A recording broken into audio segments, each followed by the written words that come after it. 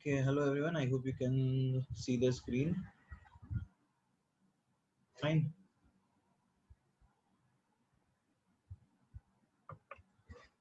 Is the screen visible? Am I audible?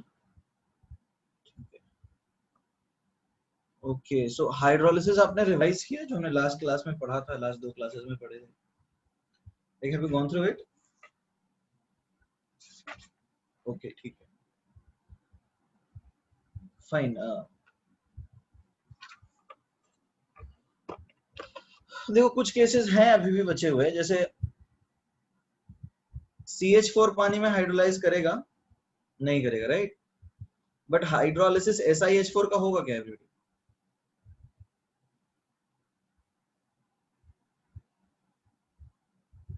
Everybody SiH4 का hydrolysis होगा क्या पानी में?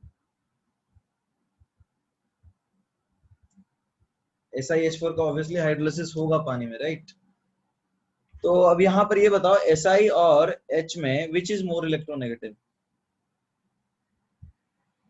एवरीबॉडी, Si और H में which is more electronegative? H तो हाइड्रोजन के ऊपर नेगेटिव है और Si के ऊपर पॉजिटिव है, राइट? ठीक है. और CH4 में तुम देखोगे तो हाइड्रोजन के ऊपर नेगेटिव है और इसके ऊपर पॉजिटिव है, right? Everybody, is that clear? इसमें किसी को डाउट है? दूसरे पहला एक तो ये चीज हमने देखा. दूसरा क्या है? अवेलेबिलिटी है इसके पास किसकी? 3D की. और यहाँ पे नो अवेलेबिलिटी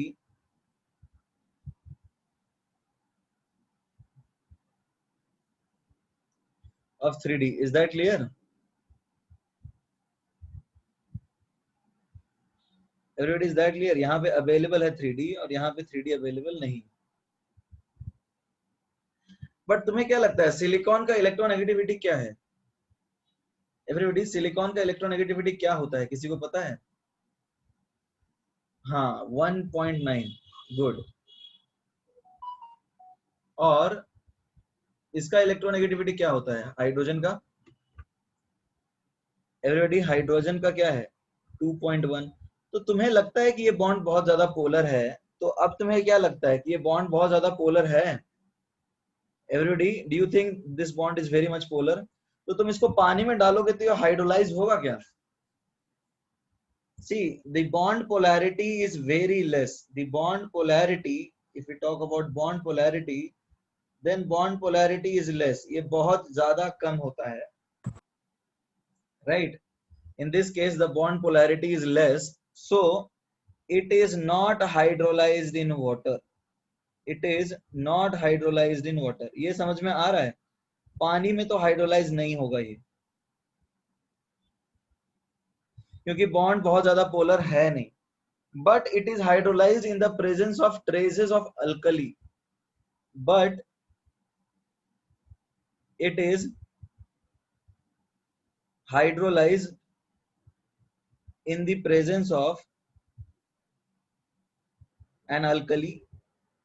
यानी बेसिक मीडियम में हाइड्रोलाइज हो सकता है ये, एसिडिक मीडियम में तो हाइड्रोलाइज नहीं होगा. Is that clear?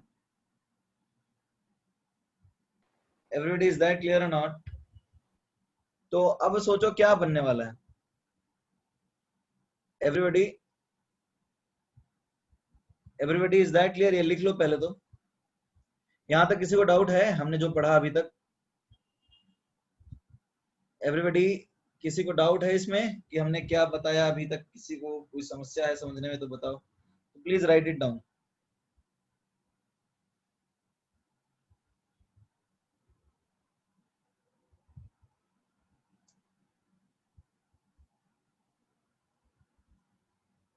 Written everyone. SiH4 की केस की बात कर रहा हूं. आज जो हमने स्टार्ट किया है वो सिलिकॉन का जो कंपाउंड है SiH4 उसकी स्टार्ट किया ना बात.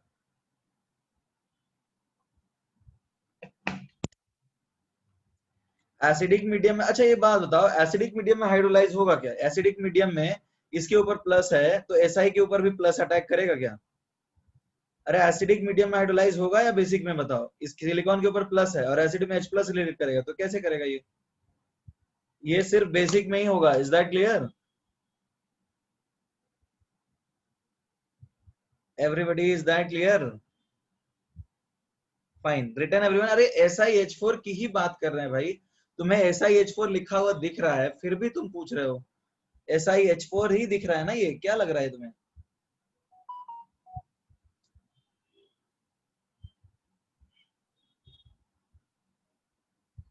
पॉजिटिव नेगेटिव के साथ ही होता है। हाँ पॉजिटिव है तो नेगेटिव वाला ही अटैक करेगा ना। और यहाँ पर पॉजिटिव साइट है तो इस पे वही न्यूक्लियोफाइल अटैक करेगा जिसके ऊपर नेगेटिव चार्ज हो। तो H2O से ज्यादा OH माइनस है। नहीं नहीं बनेगा। Return everyone, can I scroll down? अच्छा कथन, एक बात बताओ, जब यहाँ सेलेनियम है ही नहीं तो तुम सेलेनियम का हाइड्रोक्साइड कैसे बना सकते हो? H2SiO3। अच्छा सिलिकॉन की बात कर रहे हो। अच्छा पहले एक बताओ, SI हम लोग सीखे तो यही है ना कि नॉर्मली ऑक्सीडेशन स्टेट तो चेंज नहीं होता है, तो ये +4 है, तो ये क्या बनेगा? ये बनेगा ना। Everybody is that clear? ये बनेगा। ये पहला ही स्लाइड था आयुष, जो पहला था वो पहला था। और यदि तुम एक्सेस OH माइनस डालते हो एक्सेस में, तो don't you think it can also produce SI, just a minute, it can also produce SiOH,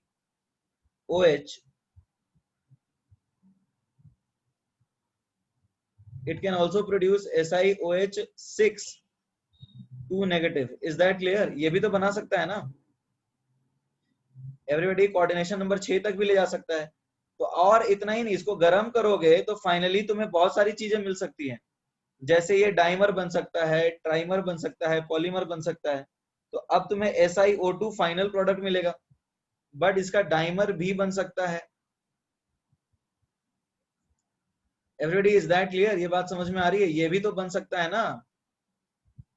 इसका डाइमर, ट्राइमर, पॉलीमर सब बन सकते हैं। ये -H2O करो, ये भी बन सकता है। तो बहुत सारी पॉसिबिलिटी है इसके अंदर।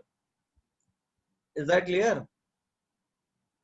डाइमर बन सकता है, पॉलीमर बन सकता है, कंप्लीटली एक तरह से कंपाउंड बन सकता है जैसा मैंने बताया।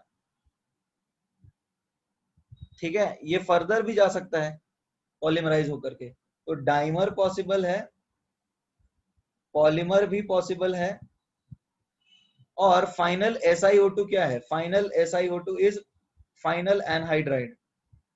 एनहाइड्राइड मतलब समझते हो? सारा पानी निकाल दिया।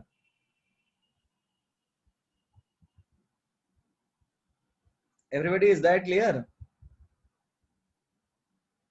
एवरीबॉडी, हाँ ये एसिडिक मीडियम में हाइड्रोलाइज नहीं करेगा, न्यूट्रल में नहीं करेगा, ये बेसिक मीडियम में हाइड्रोलाइज करेगा। एवरीबॉडी इज दैट क्लियर और not? Please respond in the chat box. ये बात आपको समझ में आ रही है? मैं फिर से समझा देता हूँ मैंने SiH4 के बारे में क्या बातें करी हैं। The first thing I have discussed is that, the very first thing is that कि SiH4 जो है, SiH4 सिलिकॉन हाइड्राइड है। SiH4 में पहली चीज जो हमें ध्यान देनी है वो ये है कि ये बेसिक मीडियम में हाइड्रोलाइज करता है, क्योंकि हाइड्रोजन जो है वो ज्यादा इलेक्ट्रोनेगेटिव होता है और सिलिकॉन के ऊपर पॉजिटिव आता है, और इलेक्ट्रोनेगेटिव डिफरेंस कम है, तो ये बेसिक मीडियम में ही हाइड्रोलाइज होता है। अब हम बात करेंगे क्या कि वाई, बेसिक मीडियम वाली बात हमारी हो गई। अब ये जो है एक्सेस SiOH होल 4 बनाएगा प्रोडक्ट, तुम्हें पता ही है। एक्सेस डालोगे तो SiOH होल 6 2 नेगेटिव भी बन सकता है। और यदि तुम हीट करते हो, इसको हीट करते हो तो तरह तरह के पॉलीमर्स मिल सकते हैं, डाइमर मिल सकता है, और फाइनल हमें ये मिल सकता है SiO2। ये याद है हमने केमिकल बॉन्डिंग में जब स्ट्रक्चर पढ़ा था तो उसमें इस वक्त ये सब सारी चीजें डिस्कस करी थी हमने। ये किस किस तरह के पॉलीमर कैसे बना सकता है, उसके लिए नेमिंग में पढ़ा था। पाइरो, ठीक है, SiO2 सिलिकॉन, अरे सिलिका होता है SiO2। Everybody is that clear? तो हमने जब, याद है तुम्हें, पढ़ा था structure and nomenclature of organic inorganic compounds, तो वहां पे हमने सीखा था कब पायरो यूज करेंगे, कब मेटा यूज करेंगे, ये सब बातें हमने करी थी, राइट? यदि तुम्हें याद नहीं है तो अभी 11th वाले लेक्चर्स भी अवेलेबल है, तुम उसको भी देख सकते हो, जो अभी 11th वाले चल रहे हैं। ठीक है, तो वो सारे कंपाउंड्स यहाँ पे बन सकते हैं। इसमें किसी को और डाउट है तो पूछ लो, otherwise we will proceed.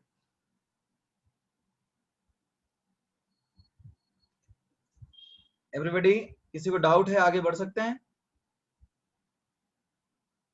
Dimer क्या है? डाइमर 2 मॉलिक्यूल जुड़े तो डाइमर बनता है, 3 मॉलिक्यूल जुड़े हैं तो पॉलीमर बनता है, इस तरह से। और क्या, 2 से ज्यादा जुड़ गए तो पॉलीमर। ठीक है, और इसके बहुत तरह के कंपाउंड बनते हैं और उनका नॉमेनक्लेचर का भी सिस्टम होता है जो हमने क्लास 11 में पढ़ा था। आप यदि भूल गए वो कोई दिक्कत वाली बात नहीं है, पुराने लेक्चर जो है, इनफैक्ट अभी जो 11th वाले चल रहे हैं वो देख सकते हो यदि भूल गए हो तो। अगर क्वाड्रोमर नहीं बोलते हैं गुंजन, यदि एक 2 से ज्यादा है तो पॉलीमर बोल देते हैं।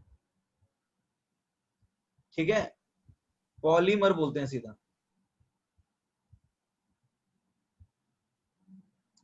फर्स्ट स्लाइड, पहला यही से स्टार्ट किया है, इसके ऊपर कुछ नहीं है। अरे इसके ऊपर कुछ नहीं है, यहीं से चालू किया है, this is the first page. ठीक है शिवम,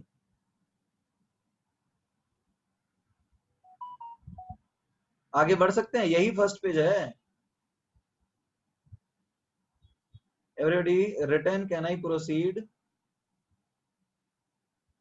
अरे हाँ या ना कुछ बोल दो यार। ओके, अच्छा एक चीज समझने की कोशिश करना, कुछ चीजें होती हैं लाइक एनहाइड्राइड। एनहाइड्राइड क्या होता है एसिड का, बताओ? एनहाइड्राइड एसिड का क्या होता है? एसिड से सारा पानी निकाल दोगे तो एनहाइड्राइड बनेगा। जैसे H2SO4 से पूरा पानी निकालोगे तो क्या बनेगा एवरीबॉडी? SO3 बनेगा ना। ये भी हमने पढ़ा था नॉमेनक्लेचर में। जैसे ये देखो, H2SO4 इधर, H2SO4 इधर, इधर से किया, इधर से किया,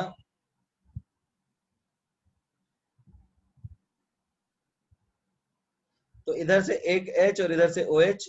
ठीक है, फिर इधर से OH निकाला तो इधर से H निकालेंगे, इधर से OH निकालेंगे, तो यहाँ से एक H2O निकालेंगे, यहाँ से एक H2O निकालेंगे, तो ये बचेगा क्या? देखो SOO, तो ये SO3 बन गया ना, तो ये हो गया इसका एनहाइड्राइड। कोई दिक्कत है? ये एसिड का एनहाइड्राइड है, SO3। ठीक है एवरीबॉडी। और एक और चीज, मान लो तुमने SO3 को रिएक्ट कराया HNO3 के साथ, तो तुम्हें क्या लगता है क्या होगा पता है? N2O5 बनेगा प्लस H2SO4 बनेगा। ये समझ में आ रहा है एवरीबॉडी? एसिड प्लस एनहाइड्राइड में क्या होगा, एक का एनहाइड्राइड को तुमने एसिड के साथ रखा तो इसका एसिड बन जाएगा और इसका एनहाइड्राइड बन जाएगा। ये समझ में आ रहा है?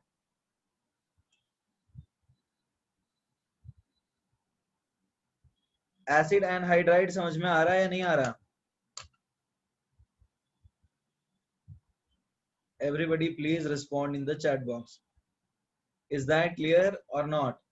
यदि तुम एक एनहाइड्राइड को, एनहाइड्राइड क्या करता है? पानी एब्जॉर्ब करेगा ना, तो दूसरे ऑक्सी एसिड के साथ रखोगे तो उसका ये पानी निकाल देगा और खुद बन जाएगा इस तरह से, और उसका एनहाइड्राइड बना देगा। इतना, can I scroll down? In fact जैसे तुमने HClO4 को रिएक्ट करा दिया N2O5 से, तो N2O5 भी एनहाइड्राइड है, तो तुम्हें क्या मिल जाएगा? HNO3 मिल जाएगा प्लस ये क्या मिल जाएगा तुम्हें? N2O5 तो ही गया, Cl2O7, इस तरह से मिल जाएगा। कोई दिक्कत है? तो एक जनरल कॉन्सेप्ट है एसिड प्लस एनहाइड्राइड ये, लेकिन ये ऑक्सो एसिड के लिए वैलिड है। ठीक है, ऑक्सो एसिड के एनहाइड्राइड होते हैं, is equal to acid to, मतलब ये एनहाइड्राइड का एसिड बन जाएगा और ये एसिड का एनहाइड्राइड बन जाएगा। ये समझ में आ रहा है? Everybody, is that clear or not?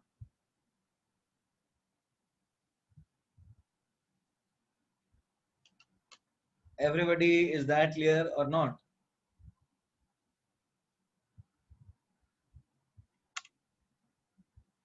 तो ये एक जनरल रिएक्शन है।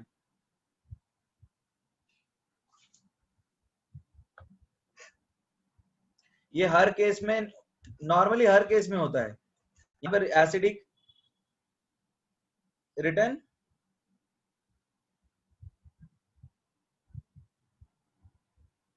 Scroll up.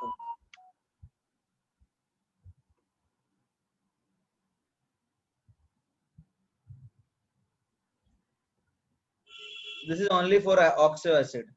शिवम क्या पूछना चाह रहे हो? Shivam what do you want to ask? अरे फर्स्ट स्लाइड यार लेट आओगे तो मेरे लिए बड़ी मुश्किल हो जाती है। हाँ ये हर केस में होगा, हर केस में होगा।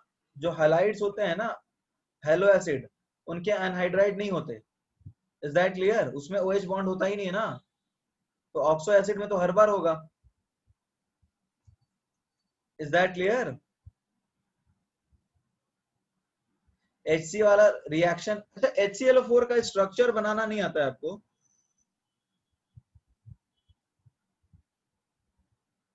तो फिर क्या दिक्कत है? स्ट्रक्चर बनाना तो आसान है ना। Cl2O7 का स्ट्रक्चर, जैसे स्ट्रक्चर के रूल्स होते हैं, क्लास 11th में हमने पढ़ा था। यदि आपको उसमें दिक्कत है तो आप जरूर देखिए, नहीं तो फिर आपको ऑब्वियसली दिक्कत होगी पी ब्लॉक में। मैं तो ये मान रहा हूं कि आपको स्ट्रक्चर बनाना आता है, नॉमेनक्लेचर का सिस्टम आता है, और वो सारी चीजें आती हैं आपको। मैं ये अज्यूम कर रहा हूँ, बिकॉज ऑब्वियसली मैं यदि अज्यूम नहीं करूंगा तो मैं फिर से केमिकल बॉन्डिंग पढ़ाऊंगा, और ये चैप्टर ही काफी बड़ा है, तो फिर तो मेरा कभी खत्म ही नहीं होगा चैप्टर।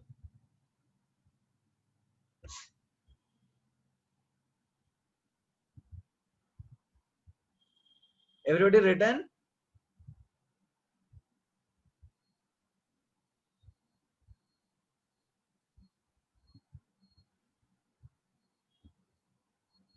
HClO4 का स्ट्रक्चर बनाना नहीं आता है क्या?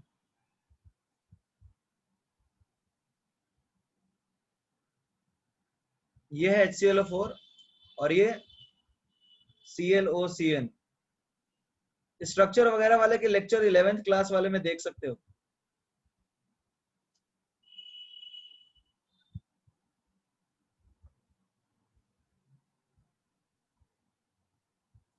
वो लास्ट में, अरे एसिड का एनहाइड्राइड बना है और एनहाइड्राइड का एसिड बना है। जैसे HClO4 का एनहाइड्राइड बन गया और HNO3 का एसिड बन गया। बताया तो, दूसरा रिएक्शन ऐसे ही तो है।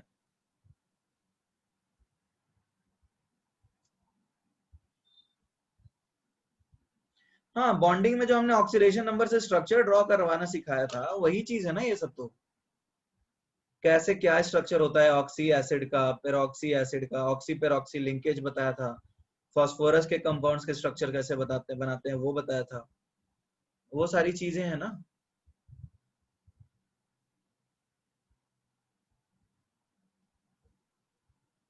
आगे बढ़ सकते हैं या नहीं बढ़ सकते एवरीबॉडी? ठीक है, तो एक जनरल रिएक्शन है कि ऑक्सी एसिड का तुम रिएक्शन किसी एनहाइड्राइड के साथ कराओगे तो तुम्हें इंटरचेंज हो जाएगा, एनहाइड्राइड का ऑक्सी एसिड बनेगा और ऑक्सी एसिड का एनहाइड्राइड बनेगा। एक जनरल बात क्या है, जितने भी मोस्टली जो स्ट्रॉन्ग, मतलब बोल सकते हो जो ऑक्सी एसिड्स होते हैं ना कॉन्सेंट्रेटेड, और वो भी कॉन्सेंट्रेटेड वाले, ये तुमने ऑर्गेनिक में भी पढ़ा होगा। They act as they act as क्या बताओ? Oxidising agent. वो ऑक्सीडाइजिंग एजेंट की तरह काम करते हैं, and also act as dehydrating agent. ये समझ में आ रहा है everybody? Is that clear? Dehydrating agent क्यों करते हैं काम, समझ में आ रहा है? अरे एसिड को आयनाइज होने के लिए क्या चाहिए होता है? एसिड को आयनाइज होने के लिए पानी चाहिए होता है, तो कहीं से भी पानी मिल जाएगा ना तो वो निकाल लेता है। एनहाइड्राइड तो पानी निकालेगा ही, बट ऑक्सी एसिड को भी वाटर एब्जॉर्ब करने की बहुत स्ट्रॉन्ग टेंडेंसी होती है। Is that clear? एसिड पानी में आयनाइज होता है राइट, तो आयनाइज्ड फॉर्म ज्यादा स्टेबल होता है, इसीलिए वो बोलते हैं कि रिएक्शन वापस नहीं जाता है। तो तुम्हें नहीं लगता है कि ऑक्सी एसिड्स की वाटर एब्जॉर्ब करने की बहुत ज्यादा टेंडेंसी होगी? Is that clear? Everybody please respond in the chat box, is that clear? ठीक है, तो अब जो भी, अब जैसे इसमें क्या होगा, जैसे C12H22O11, इसमें तुम H2SO4 यदि डालते हो तो ये बन जाएगा 12 कार्बन प्लस 11 H2O। ठीक है, और ये ब्लैक बन जाता है। दिस इज शुगर में, यदि तुम concentrate, this is C12H22O11, sugar में तुम डाल दोगे ना H2SO4 तो पूरा का पूरा पानी निकाल देता है। ठीक है, और सिर्फ कार्बन बचता है उसमें, काला हो जाएगा sugar. You can try this experiment in the lab also. तो ये कुछ बेसिक चीजें हैं जो हमें आनी चाहिए, ठीक है। Written everyone?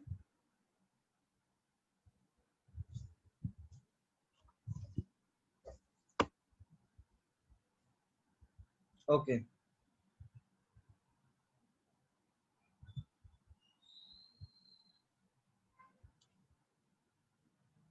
ओके। अब यहाँ पे क्या है, हाइड्रोलिसिस थ्रू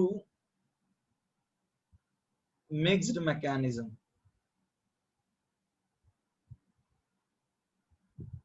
देखो इसका मैकेनिज्म तुम्हें जानना है, ये कहीं नहीं आएगा तुम्हें, ना ही तुम्हारे मेंस में आएगा, ना ही एडवांस में आएगा।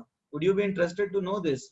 जैसे हमने बोला था व्हाइट फास्फोरस को पानी में डालेंगे बेसिक मीडियम में, तो बड़ी अजीब सी मैकेनिज्म फॉलो करता है ये, और एक लोअर बनाता है और एक हायर बनाता है।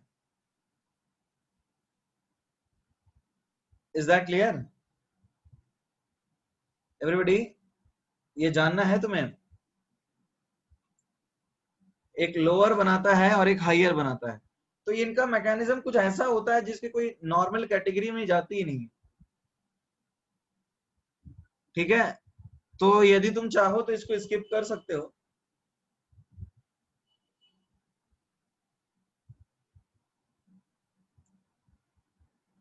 शॉर्ट में देखो मैं बता देता हूं, ओवरव्यू दे देता हूं तुम्हें क्या होगा। OH माइनस और H2O का एडिशन होता है सबसे पहले, ठीक है। ये जानने की जरूरत नहीं है, वैसे मैंने पहले बता दिया, इट इज नॉट इंपॉर्टेंट, कोई रेगुलर कैटेगरी में आता ही नहीं है। अब देखो प्रोडक्ट ये बनता है, ये तो जानते हैं, जब भी सेम ऑक्सीडेशन अवेलेबल नहीं है तो एक लोअर एक हायर बना दो। इसको तुम एक ट्रिक की तरह समझो, ये तो ऑब्जर्वेशन है कि जब भी ऑक्सीडेशन स्टेट वो वाला अवेलेबल नहीं होगा तो एक लोअर और एक हायर बनाना है। तो अब ये आंसर हमें पता है, राइट? तो मैकेनिज्म जब कोई सोचता है तो सोचता है ना कि क्या लॉजिकल तरीका हो सकता है।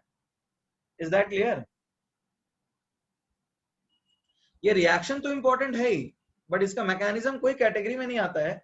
तो इसको हम एडिशन एलिमिनेशन टाइप बता देते हैं कि एडिशन हो रहा है फिर एलिमिनेशन हो रहा है। देखो क्या हो रहा है, ये तीनों बॉन्ड्स ये लेकर के जाएगा, ठीक है, और ये तीन OH माइनस का यहाँ पे अटैक करवाओ, एक OH माइनस का यहाँ पे, एक OH माइनस का यहाँ पे, और एक OH माइनस का यहाँ पे अटैक कराओ। तो अब होगा क्या, इन पे OH माइनस का अटैक होगा तो ये बॉन्ड तो टूटेगा ना एवरीबॉडी, एक बॉन्ड। ये समझ में आ रहा है नहीं आ रहा? OH माइनस तीन जगह पे अटैक करेगा, लेट अस से 3 OH माइनस, ये समझ में आ रहा है, तीन जगह पे अटैक करेगा ये रिएक्शन। अब ये मत पूछना कि तीन जगह पे अटैक क्यों करता है, चार जगह पे क्यों नहीं करता। ये मैकेनिज्म ही ऐसे समझाते हैं क्योंकि हमें PH3 बनाना है, ठीक है।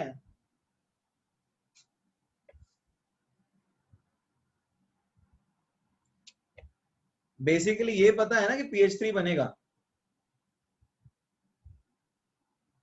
Is that clear? तो एक PH3 बनाने के लिए ये मैकेनिज्म जो है, देखो मैकेनिज्म क्या होता है, तुम्हें क्या लगता है मैकेनिज्म, तुम्हें क्या लगता है कोई प्रॉपर लॉजिकल तरीका होता है? I will explain the order of arrows, don't worry everybody. तुम्हें क्या लगता है what exactly is mechanism? Mechanism एक ऐसी चीज है जो हमें याद रखनी होती है, ठीक है, जो हमें याद रखनी पड़ती है। और यदि हाँ, एक तरह का जुगाड़ होता है जो कि उस रिएक्शन को एक्सप्लेन कर देता है। समझ में आ रहा है? एक जुगाड़ होता है। और जैसे तुमने पढ़ा है नेम रिएक्शन, नेम रिएक्शन में अलग ही मैकेनिज्म बनाते हैं। तो जो प्रोडक्ट बनता है उसके हिसाब से एक लॉजिकल तरीका एक्सप्लेन कर देते हैं, और यदि वो तरीका ज्यादातर केसेस में एक्सप्लेन होता है तो हम उसको सही मानते हैं। अब जैसे कोविड कैसे काम करता है, everybody wants to know how does COVID infect human body. तो तुम्हें क्या लगता है कि ये कैसे पता करेंगे लोग? इसका भी तो वर्किंग मैकेनिज्म होगा एवरीबॉडी। उसमें प्राइमरी चीज क्या होगा, ह्यूमन ट्रायल्स, लोग कैसे अफेक्ट हो रहे हैं, what are the organs getting affected, लोग कितने देर में सही हो रहे हैं, किस तरह के लोग मर रहे हैं, किस तरह के लोग सरवाइव कर रहे हैं, किस तरह के लेट से लोगों में इम्यूनिटी ज्यादा आ रही है। तो ये इन सब जो भी चीजें हैं इनका सेंटर क्या होगा, बताओ what is the centre? What observation based ही है ना ये, एवरीबॉडी इज दैट क्लियर? तो अब यदि ये ऑब्जर्वेशन बेस्ड चीजों में कुछ ऐसा मैकेनिज्म का जुगाड़ लगा कि सोचे लोगों ने कि ऐसा ये काम करता होगा, और यदि वो चीज जो सोचा उन्होंने वो एग्जैक्टली वैसा ही हो रहा है और उसके हिसाब से वैक्सीन बनाई गई और वो काम करने लगी, लेट से 99% लोग सही होने लगे, तो वो जुगाड़ सही मानते हैं, यही तरीका है ना। तो अब देखो क्या है, अब होता क्या है, तुम केमिस्ट्री की बात करो या बायोलॉजी की बात करो, जहां पे मतलब बेसिकली साइंस में ऑब्जर्वेशन ही होता है मेन चीज, ऑब्जर्वेशन को एक्सप्लेन करते हैं through a logical method and that is called science. तो अब यहाँ पे देखो प्राइमरी ऑब्जर्वेशन तो ये है कि PH3 और NaH2PO2 बनता है, ये ऑब्जर्वेशन।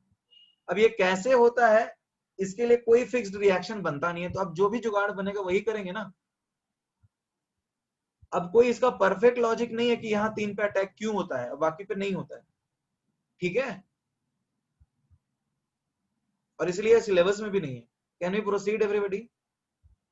बट हमें ये पता है कि हाँ भाई 3 बन रहा है PH3, तो इसका मतलब होना क्या चाहिए, 3 PH3 बन रहा है तो इसका मतलब ये होना चाहिए कुछ इस तरह का अटैक। तो अब ये OH माइनस यहाँ अटैक करेगा, ये OH माइनस यहाँ पे अटैक करेगा इस पे, और ये करेगा इस पे, ये फॉस्फोरस पे अटैक करेगा, ये एरोज यहाँ आ जाएगा, ये, इसलिए मैंने पूछा था ये बताना जरूरी है क्या, अजीब सा मैकेनिज्म होता है इसका, ठीक है। ये यहाँ अटैक करेगा, ये यहाँ अटैक करेगा, ये यहाँ अटैक करेगा, तो ये 3 OH अटैक करेंगे, तो ये एक बॉन्ड बनेगा, तो एक बॉन्ड टूटना चाहिए ना, ये एक बॉन्ड टूटना चाहिए एवरीबॉडी, इज दैट क्लियर? तो ये जब एक ये अच्छा एरोज नहीं दिख रहे हैं, अरे ये OH इस फास्फोरस पे, ये OH इस फास्फोरस पे, और ये OH इस फास्फोरस पे, अभी तो एरोज दिख रहे होंगे ना। मिक्स्ड बिकॉज यहाँ पर कोई प्रॉपर मैकेनिज्म है नहीं जो हम लोग पढ़ते हैं ऑर्गेनिक में, जैसे न्यूक्लियोफिलिक सब्स्टिट्यूशन पढ़ा है तुमने, SN1 SN2 पढ़ा है, E1 E2 पढ़ा है, न्यूक्लियोफिलिक एडिशन पढ़ा है, जो जनरल कैटेगरी के रिएक्शंस होते हैं, और जैसे नेम रिएक्शन पढ़ा है, नेम रिएक्शन में कोई एक मैकेनिज्म फॉलो होता है क्या, उसमें कुछ अलग ही आता है, उसके लिए इसलिए उसका नाम रख देते हैं, यही है ना। तो वो जो मिक्स्ड ही होता है, इसका कोई स्पेशल नाम है नहीं, तो सिर्फ मैंने मिक्स लिख दिया फिर, इज दैट क्लियर? तो फाइनली देखो PH3 बनता है, तो ये समझाते हैं कि तीनों OH यहाँ अटैक करेंगे, और ये अटैक करेगा और ये लेके जाएगा एक, ये तीनों बॉन्ड फॉस्फोरस लेके जाएगा, तो ये P3 माइनस बन जाएगा। अब P3 माइनस क्या करेगा, OH माइनस है तो वाटर से H प्लस लेकर के सीधा PH3 बना देगा। अब क्या बच गया तुम्हारे पास, ये देखो, अब तुम्हारे पास ये PP 3 बॉन्ड बचे ना कुछ इस तरह के, ये समझ में आ गया होगा तुम्हें। अब देखो मैकेनिज्म तो ये याद करना पड़ेगा तुम्हें। अब जैसे कोविड कैसे काम करता है, ऑब्जर्वेशन के बेसिस पे कुछ पता चला, डॉक्टर वो याद ही रखते हैं कि ऐसे ही काम करता है, और वो क्यों याद रखते हैं, क्योंकि वो तरीका, वो जुगाड़ काम कर रहा है, लोगों की जानें बच रही है, ठीक है। सो लाइकवाइज ये मैकेनिज्म है, और ये मैकेनिज्म आपको याद करना पड़ेगा। यदि नॉर्मल कैटेगरी वाले रिएक्शन है तो ठीक है, कोई दिक्कत नहीं, उनमें हम जुगाड़ लगाते हैं, उसमें हम लॉजिक लगा देते हैं, बट यदि कोई स्पेशल रिएक्शन, नेम रिएक्शन, तो उसका मैकेनिज्म याद रखना पड़ता है और उसके हिसाब से क्वेश्चन करने होते हैं। तो अब ये बन जाएगा तुम्हारे पास कुछ इस तरह से, ठीक है, ये PH3 बन गया और ये बन गया।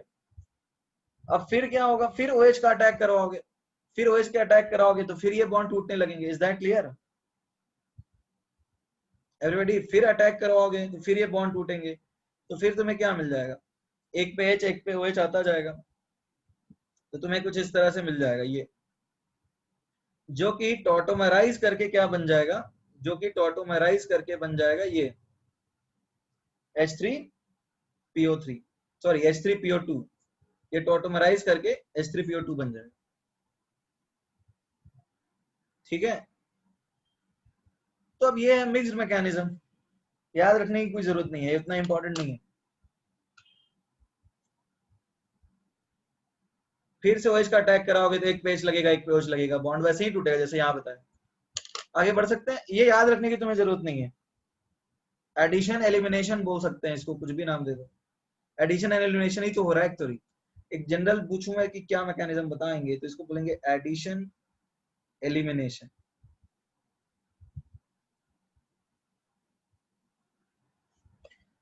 Fine, so this was about the hydrolysis. I hope आपको ये बात समझ में आ गई है।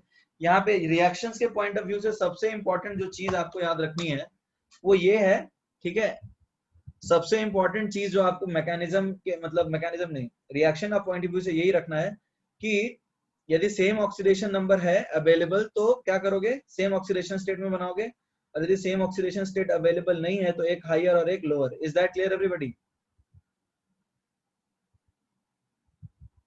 NaH2PO2 ही तो है। अरे यहाँ पर H3PO2 बन तो रहा है ना, अरे ये H3PO2 बन तो रहा है +1, तो NaOH डालोगे ना बेसिक मीडियम में तो NaH2PO2 बनेगा। Is that clear? Is that clear Aditya? अरे NaH2PO2 क्या है, NaOH के साथ रिएक्ट करके NaH2PO2 बन जाएगा, ये एक्चुअली H3PO2 है। Can we move ahead now? You have to write this, you should write this obviously, तुम्हें लिखना चाहिए ये।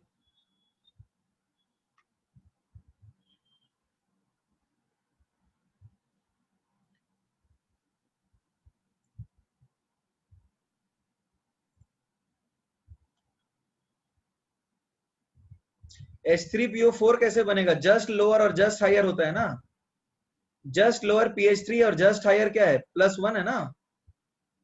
अरे मैंने यही बताया था ना कि जस्ट, ये यही ट्रिक था कि जस्ट लोअर और जस्ट हायर बनाओ।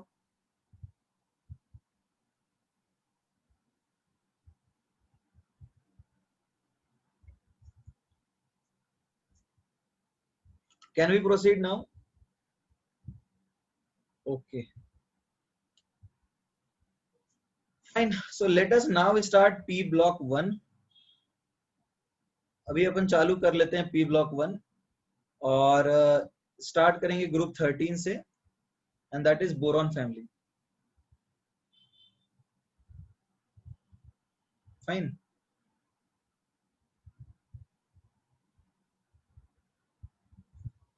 ओके अच्छा ये बताओ, बोरॉन की फैमिली में सारे मेटल्स होते हैं क्या? एवरीबॉडी, बोरॉन की फैमिली में सारे मेटल्स होते हैं, सारे नॉन मेटल्स कुछ हैं? इसमें मेटल कौन है बताओ तो सबसे पहले, मेटल कौन कौन से हैं? एल्यूमिनियम, ओके, और बाकी?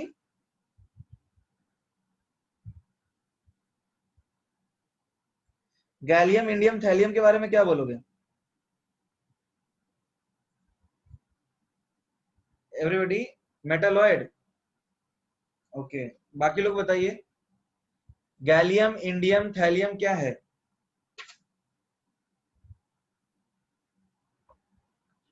Metalloid, okay. अच्छा ये बताओ, ये इस पूरे ग्रुप में ऐसा कोई एलिमेंट है जो हाइड्रोजन से ज्यादा इलेक्ट्रोनेगेटिव है? एवरीबॉडी, ऐसा कोई भी एलिमेंट है जो हाइड्रोजन से ज्यादा इलेक्ट्रोनेगेटिव है? ओके, बोरॉन छोड़ के, अच्छा हाँ, सी बोरॉन की इलेक्ट्रोनेगेटिविटी सबसे ज्यादा होती है इस ग्रुप में। और सबसे पहली बात तुम्हें जो ध्यान देना है कि ऑल दी एलिमेंट्स जितने भी एलिमेंट्स हैं are less electronegative than hydrogen. ये एक बड़ी इंपॉर्टेंट बात है, सारे के सारे एलिमेंट हाइड्रोजन से कम इलेक्ट्रोनेगेटिव होते हैं। तो अब तुम इनसे एसिड बनाने की उम्मीद रखते हो क्या एवरीबॉडी? तुम इनसे एसिड बनाने की उम्मीद रख रहे हो अब? नहीं, पहली चीज तो ये, ठीक। आगे हम बढ़ेंगे, जनरल ट्रेंड्स में जाएंगे तो ये एक इंपॉर्टेंट बात है कि सारे के सारे एलिमेंट्स हाइड्रोजन से कम इलेक्ट्रोनेगेटिव होते हैं, ठीक है। अब हम बात करेंगे अकरेंस, मिलते कहां पे हैं बताओ, ये कहां मिलते हैं? अर्थ पे तो मिलेंगे ही वो तो ऑब्वियस सी बात है। देखो मोस्टली दो ओर्स हैं जो आपको याद रखने हैं। सबसे पहले जो मोस्ट अबंडेंट एलिमेंट है वो है एल्यूमिनियम, जो कि मिलता है in the form of bauxite Al2O3। Aluminium बहुत Al2O3 is a very abundant mineral. Aluminium जो है it is the most abundant, alumina जिसको बोलते हैं, मोस्ट अबंडेंट और ऑन द अर्थ क्रस्ट। फिर एक आता है Na3Alf6 क्रायोलाइट, ये भी मिलता है काफी।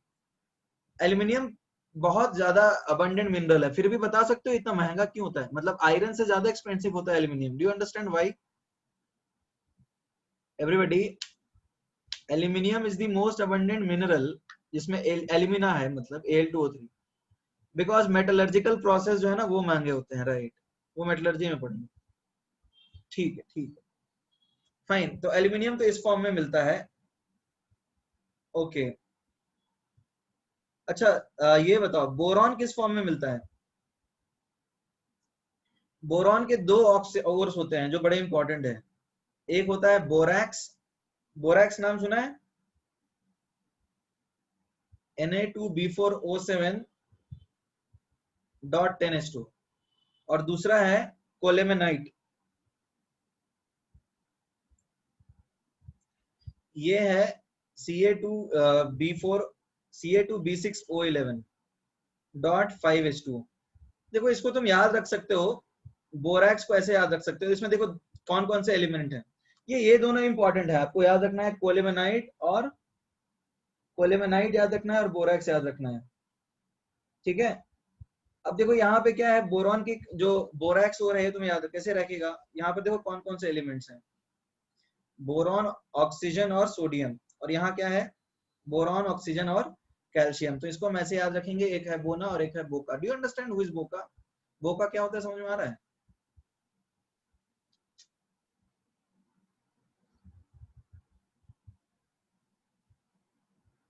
नहीं नहीं नहीं, बोका इज बेवकूफ।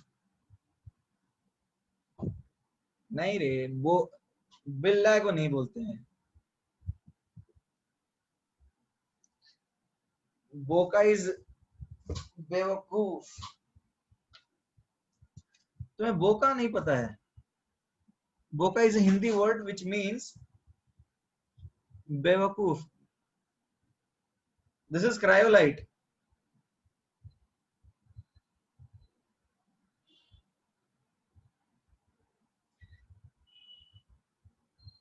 Okay, in Marathi it means male cat. No, but in Hindi it means somebody who's, dumb. That is called boka. And it is a very common word which is used in Hindi.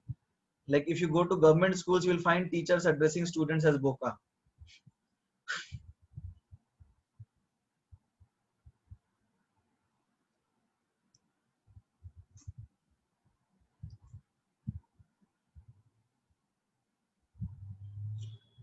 Okay, written, तो ये याद रहेगा। तो अब देखो लिखना तो कैसे होता है, you have to write it in the order of increasing electronegativity, right?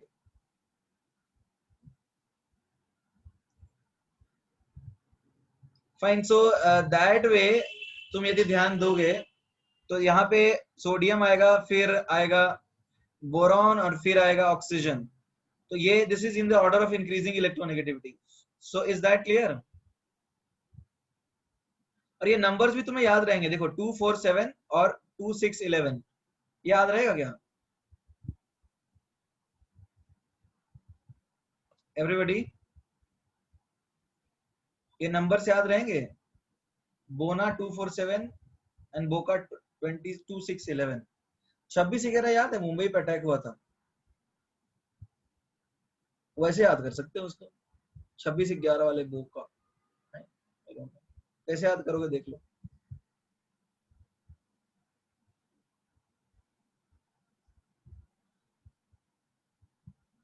And they are written in the order of increasing electronegativity. Fine, have you written this? हाँ, टेररिस्ट को बोका बोल सकते हो।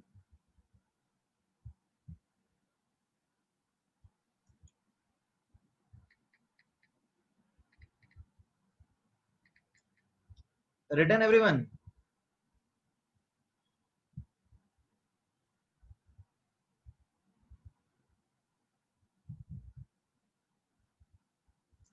एक्चुअली में ठीक है, सी अब जरा बात कर लेता हूं मैं। तुम इसको देख सकते हो यहाँ पे, बोरॉन क्या है, बोरॉन इज नॉन मेटल, ठीक है। बाकी सारे मेटल्स है, एल्यूमिनियम, गैलियम, इंडियम, थैलियम, ये सारे के सारे मेटल्स हैं। ये आपको याद रखना है क्योंकि इनके साथ के ऑक्साइड्स बेसिक होते हैं, एसिडिक नहीं होते। Boron is the only non metal. In fact boron को भी नॉन मेटल नहीं बोलते हैं, कई जगह पे इसको बुक्स में मेटालॉइड भी लिखते हैं, कई जगह बुक्स में इसको मेटालॉइड लिखते हैं। एनसीईआरटी देखो क्या लिखा है, मेरे ख्याल से एनसीईआरटी नॉन मेटल ही लिखा होगा, लिखा ही नहीं कुछ एनसीईआरटी ने, सब चालाक है। NCERT has not written anything. Very good. Metalloid ज्यादा यूज करते हैं।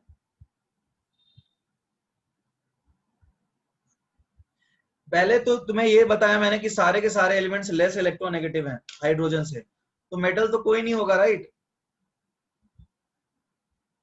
मतलब सबके सब मेटल टाइप के ही होंगे, सॉरी। आगे बढ़ सकते हैं हम। Google says boron is a non metal but considered as metalloid, वही बात है। ठीक है, कोई बात नहीं। ओके, अच्छा एटॉमिक रेडियाई का ट्रेंड देखो। See now let us consider general trends. Everybody, do you have NCERT? आपको ये जनरल ट्रेंड्स बिल्कुल रटने हैं, जनरल ट्रेंड्स याद रखने हैं। जनरल ट्रेंड्स पे क्वेश्चंस आते हैं ग्रुप 13 में, this is very important. General trends में सबसे पहले बताओ atomic radii. Do you have NCERT class 11th part 2? You can refer to the page. I don't know which edition are you using, but there will be a table 11.2. Can you see that? There is a table 11.2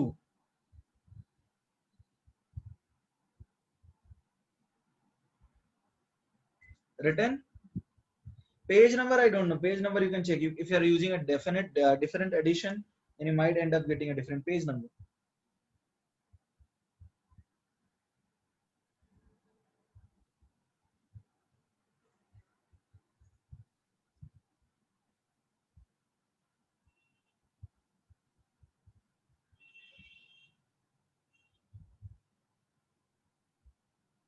Done.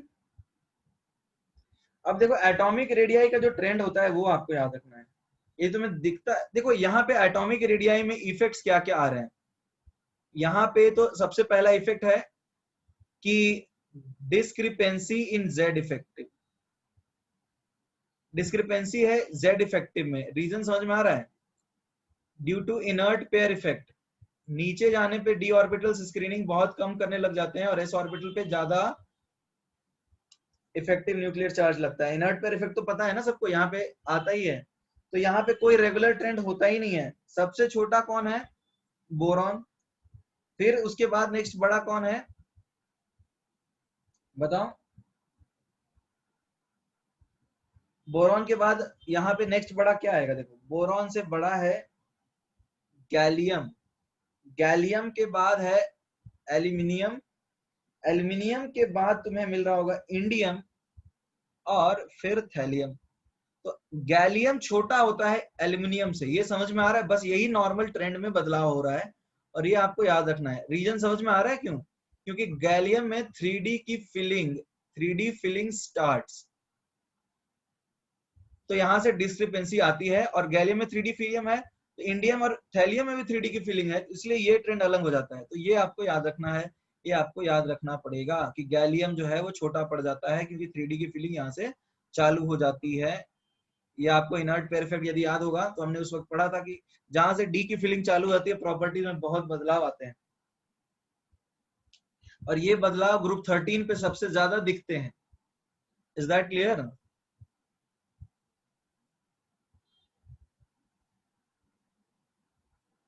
तो ये याद रहेगा ना gallium वाली बात। अच्छा हाँ, एक चीज और है, ये एलिमेंट जो है ना गैलियम, गैलियम इज वेरी, मतलब गैलियम को अपने हाथ में रखोगे तो पिघल जाएगा। गैलियम को अपने हाथ पे रखोगे तो पिघल जाएगा। Gallium has very low melting point, ये आपको याद रखना है, फिजिकल प्रॉपर्टी है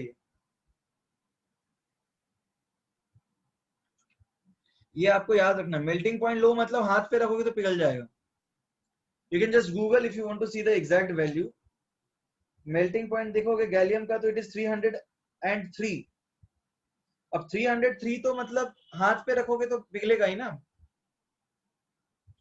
सोडियम तुम यदि हाथ पे रखोगे तुम्हारा हाथ पिघल जाएगा शिवम। हाथ पे मॉइस्चर जो है उसके साथ सोडियम रिएक्ट कर जाएगा। गैलियम हाथ पे पिघलता है, रिएक्ट नहीं करता जल्दी। सोडियम के साथ मत खेलना।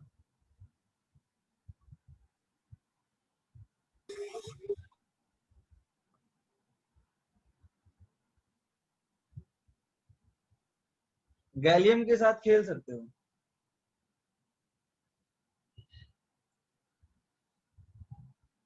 डन।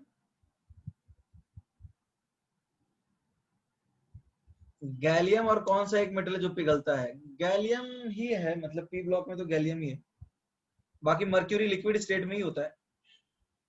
आगे बढ़ जाए।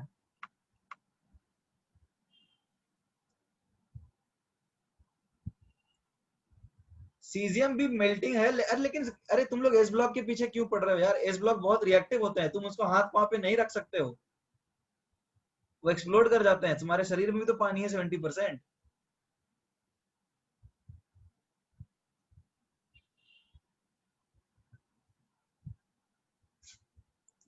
फाइन, एटॉमिक रेडियस की बात हमने कर ली है। अब हम बात करते हैं आयनिक, सॉरी, हाँ आयनिक रेडियाई। तो आयनिक रेडियाई का तुम्हें क्या लगता है ट्रेंड अलग होगा? आयनिक रेडियाई का तो ट्रेंड सेम ही होगा ना? हाँ वो तो याद है ना। अच्छा ये तो सबको याद है ना, बैगन गाजर आलू इन थैला, वो निमोनिक तो सबको याद है ना? ठीक है। आयनिक रेडियाई की भी बात करें तो आयनिक रेडियाई सेम ही होगा, कोई खास बदलाव नहीं होगा। आयनिक रेडियाई हम B3+ की बात कर रहे हैं, तो B3+ आएगा। ठीक है। उसके बाद तुम्हें अब क्या लगता है B3 के पास अब क्या आना चाहिए? एवरीडे B3 के बाद अब क्या आना चाहिए?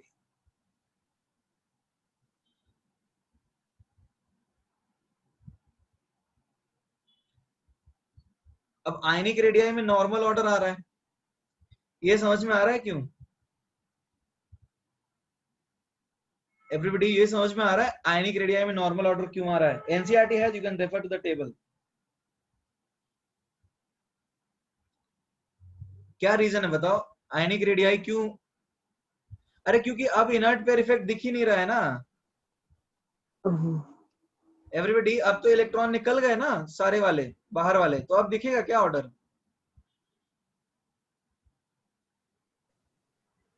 इज दैट क्लियर और नॉट? अब तो सारे इनर्ट पेयर इफेक्ट नहीं निकल गया है, तो अब तो नहीं दिखेगा ना effect.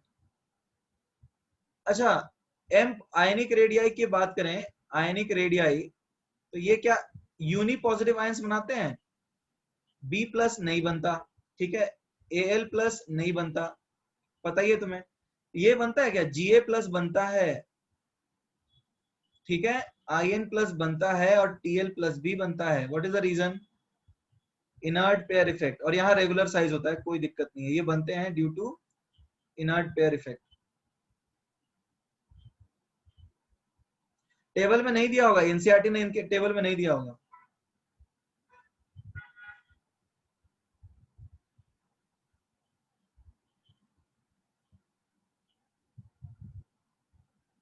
Written everyone?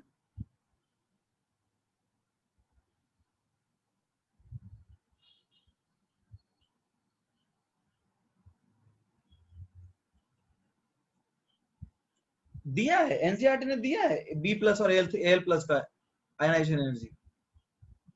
Everybody, NCERT ने दिया है क्या? कहाँ दिया है? मैंने जो एनसीईआरटी यूज किया उसमें तो नहीं दिया है। अरे वो +3 का दिया होगा, +1 का थोड़ी दिया है। अरे भैया लास्ट रो में तो वो पोटेंशियल दिया है पानी में, गैसेस फेज के लिए डिफाइन थोड़ी किया उसने। B+ के लिए वो भी डिफाइन नहीं किया है।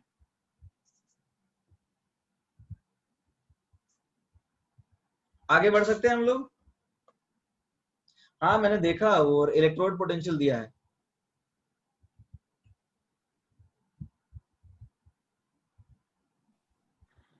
ओके फाइन, अब आगे बढ़ते हैं। अब हम बात कर लेते हैं आयनाइजेशन एनर्जी की।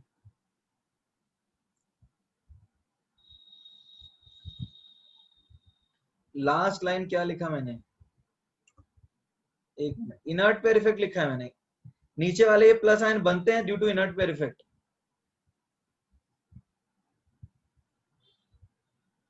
Return अथारो?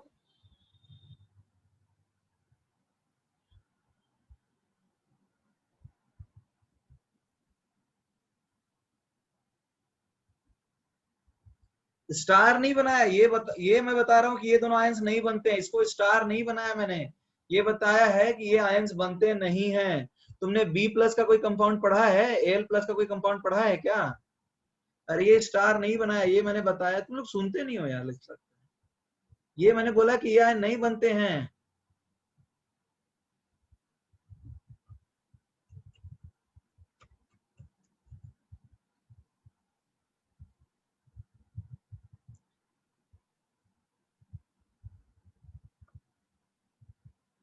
Okay, now let us talk about ionisation energy. अच्छा, आयनाइजेशन एनर्जी में भी डिस्क्रिपेंसी देखने को मिलेगा क्या? एवरीबॉडी, आयनाइजेशन एनर्जी में डिस्क्रिपेंसी देखने को मिलेगा? यहाँ पे भी देखो कोई फिक्स ट्रेंड नहीं है। रीजन वही है, इफेक्टिव न्यूक्लियर चार्ज वेरी कर रहा है, इनर्ट पेयर इफेक्ट इंट्रोड्यूस होता है यहाँ पे। ठीक है, तो यहाँ पे ट्रेंड जो है ना बहुत बेकार होते हैं ग्रुप 13 के। 14 ऑनवर्ड से 14, 15, 16 में सब रेगुलर ट्रेंड रहते हैं, बट जो 13 है उसमें बड़ा दिक्कत होता है, ट्रेंड्स बिगड़ जाते हैं पूरी तरह से। तो ग्रुप 13 के जो ट्रेंड्स है ना, इसीलिए ये सबसे ज्यादा इंपॉर्टेंट होते हैं और एग्जाम में सबसे ज्यादा पूछे जाते हैं। समझ में आ रहा है? 14 ऑनवर्ड्स ट्रेंड नॉर्मल हो जाते हैं और 13 में ही ट्रेंड्स बिगड़े रहते हैं, लेकिन इनके ही ट्रेंड सबसे ज्यादा एग्जाम में आते हैं। बताओ ये नाइंसाफी है या इंसाफ है? ये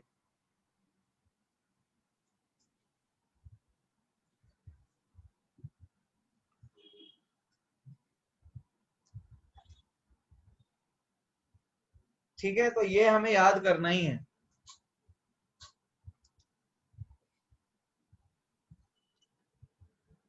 अरे लिख तो अभी क्या लिखा नहीं है बारात, क्या छूट गया तुम्हारा?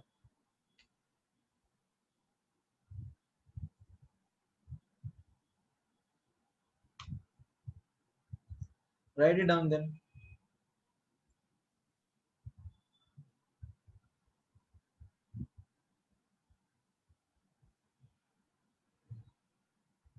रिटर्न। अच्छा देखो, पहले तो नो फिक्स ट्रेंड है, तो यहाँ पर नॉर्मली दो चीजें हैं, एक तो आयनाइजेशन एनर्जी 1 देखते हैं और दूसरा देखते हैं IE1 plus IE2 plus IE3। ठीक है, या तो तुम आयनाइजेशन एनर्जी 1 देखो या फिर IE1 plus IE2 plus IE3 देखो। तो इसमें ट्रेंड क्या है पता है? बोरॉन, थैलियम, ठीक है, उसके बाद गैलियम, एल्यूमिनियम, इंडियम। और ये तुम IE1 भी देखोगे तो यही ट्रेंड है इसमें।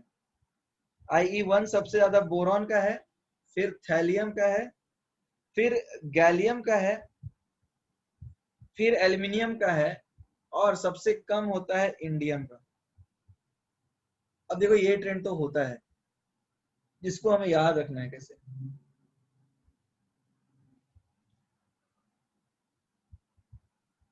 अच्छा इंडियम, ठीक है, अब इसको IE1 थैलियम का ज्यादा है क्या? IE1 देख लेता हूँ इंस्टेंट, नहीं नहीं थैलियम का ज्यादा नहीं होगा, यही है। नहीं यही ट्रेंड है, यही ट्रेंड है यार, इसका तो पूरा निमोनिक याद है। अब ये ट्रेंड पे क्वेश्चन कैसे आ सकते हैं, पूछा जा सकता है कि क्या ट्रेंड होता है। तो अब देखो इसको याद कैसे करोगे, कुछ निमोनिक सोच रहे हो?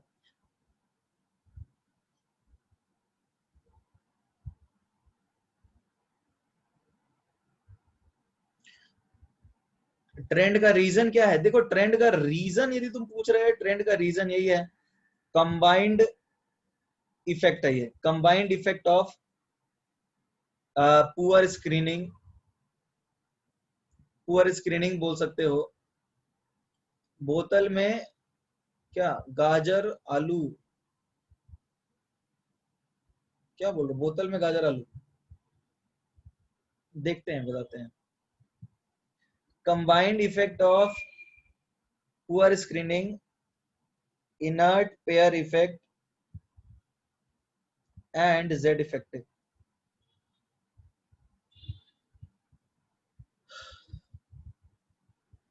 बिग थैला गाजर आलू इनसाइड, नारायण इज सजेस्ट, ये भी ठीक है, बिग थैला गाजर आलू इनसाइड।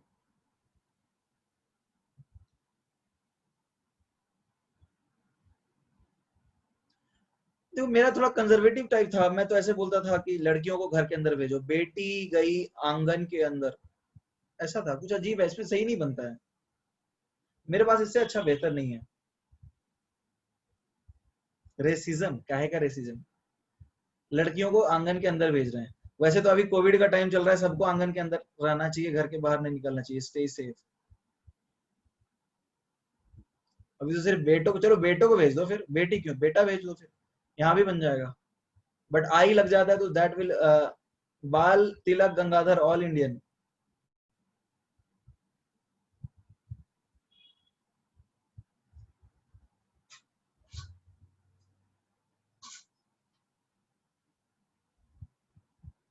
IE2 IE3 इंडिविजुअल याद रखना नहीं है, एक IE1 याद रखिए और IE1 plus IE2 plus IE3। अरे बहुत सारे बताए ना तुमको, जो अच्छा लगा रख लो।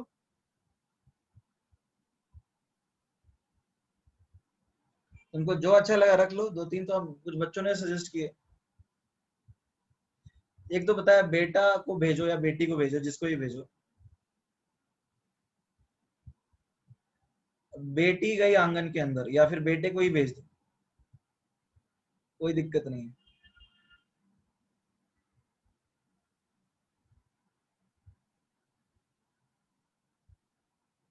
ठीक है, क्या लिखना है? लड़के लिखो बेटी आंगन के अंदर भेजो, और लड़कियां लिखो बेटों को आंगन के अंदर भेज दो। जो करना है करो यार, मर्जी तुम्हारी है।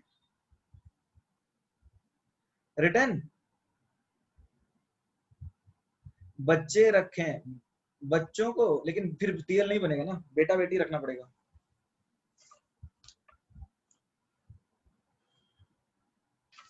Okay done everyone. ये आपको ट्रेंड याद रखना है आयनाइजेशन एनर्जी का। और देखो आयनाइजेशन एनर्जी को आंगन के अंदर मैं इसलिए बोलता हूँ ना, क्योंकि निकालने वाली बात है ना, तो अभी निकलना मना है, तो वापस भेज रहा हूँ, तो ये तुम्हें याद रहेगा। आयनाइजेशन एनर्जी में अंदर भेजने वाला याद रहता है, मैंने तो ऐसे याद रखा है। तुमको याद कैसे रहेगा कि कौन सा ट्रेंड है? आयनाइज करने का उल्टा ट्रेंड रखा है, अंदर भेजने वाला। निमोनिक आयनाइज करने का है, आयनाइजेशन एनर्जी का अंदर भेजने वाला, वो ऐसे है। तो तुम यदि कुछ और बनाते हो तो याद रख सकते हो, तो बहुत अच्छी बात है, मेरे को तो ऐसे ही याद है। आयनाइजेशन एनर्जी, इलेक्ट्रॉन निकालना है और सबको अंदर भेजना है। अब आगे बढ़ सकते हैं।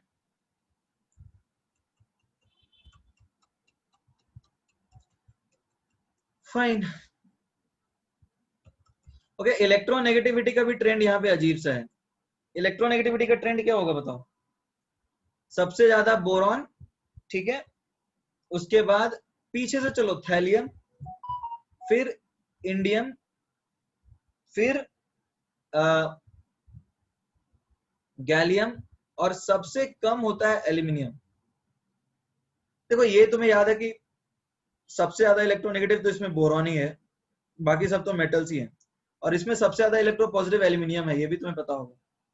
तो इलेक्ट्रोनेगेटिविटी इसकी सबसे कम होगी। तो पहले बोरॉन रखो, उसके बाद उल्टा ट्रेंड चालू कर दो। देखो सबसे पहले बोरॉन, उसके बाद फिर नीचे से चालू करने लगो, और एल्यूमिनियम पे मोस्ट इलेक्ट्रो पॉजिटिव चला जाएगा। इसका कोई निमोनिक नहीं। ऊपर स्क्रॉल करूं मैं?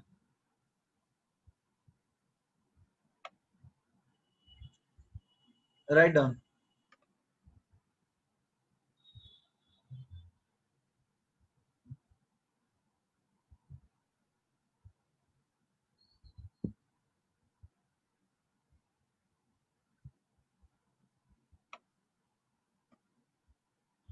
फाइन। रिटर्न।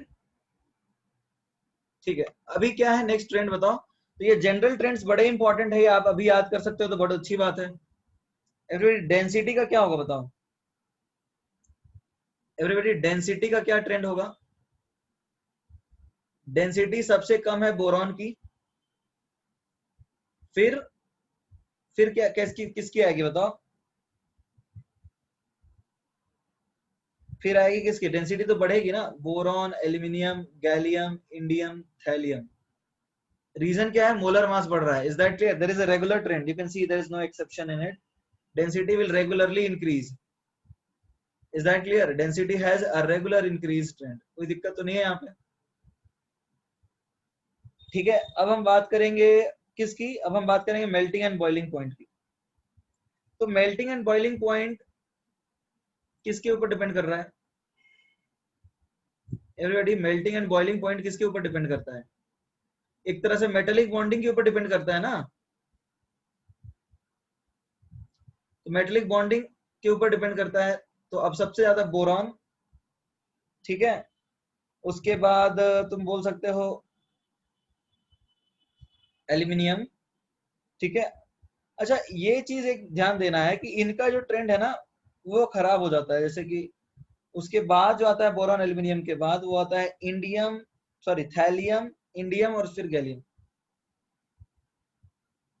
ये तुम याद नहीं भी रखोगे तो उतना इम्पोर्टेंट जरूरी नहीं है, ये रटने का पार्ट है। ये तुम याद नहीं भी रखोगे तो भी कोई जरूरत नहीं है। मेल्टिंग एंड बॉइलिंग पॉइंट याद ना भी रखो, तुम्हें याद रखना क्या है वो मैं बता देता हूँ। तुम्हें याद रखना है एटॉमिक रेडिया, ये रटते हुए चलना है हमें। You have to memorise this, ये तो रटना ही है। साइज, एवरीबॉडी, एटॉमिक रेडियाई का क्या था? सिर्फ एल्यूमिनियम का एक्सेप्शन था। Is that clear? Everybody, is that clear और not? Everybody, is that clear? अरे बताते जाओ, तुमने लिखा होगा ना, ये तीन चीजें तो याद रखनी ही है। एल्यूमिनियम जो है वो बड़ा हो जाता था और वो छोटा हो जाता था गैलियम। रीजन क्या था? रीजन क्या था? एनसीईआरटी ने बॉइलिंग के लिए ट्रेंड दिया है, बॉइलिंग के लिए ट्रेंड अलग है तो कोई दिक्कत नहीं, वो याद रखने की जरूरत नहीं, ठीक है। मेल्टिंग पॉइंट याद रखो, ये मेल्टिंग पॉइंट का ट्रेंड होगा फिर। ये देख लो, ये मेल्टिंग पॉइंट का है ना। Melting and boiling point physical property है तो वो उतना इंपॉर्टेंट नहीं है, chemical properties are most important. तो अभी जो तुम्हें याद रखना है, हाँ, ये वैल्यूज याद रखने की जरूरत नहीं है, ऑर्डर याद रखना है। तो ये तुम्हें याद हो गया होगा, ठीक है। मेल्टिंग का ही रख दिया, मेल्टिंग का ही। एटॉमिक रेडियाई गैलियम का अलग है। आयनाइजेशन एनर्जी के लिए याद होगा तुमने, हमने जो बनाया था आयनाइजेशन एनर्जी, बेटी गई आंगन के अंदर या फिर बेटी गई आंगन के अंदर, ये याद रहेगा। या फिर तुमने जो भी बनाया है उसको याद रख सकते हो। बाकी इलेक्ट्रोनेगेटिविटी की हाईएस्ट बोरॉन, फिर पीछे से चलना है, एल्यूमिनियम पे आना है, ठीक है।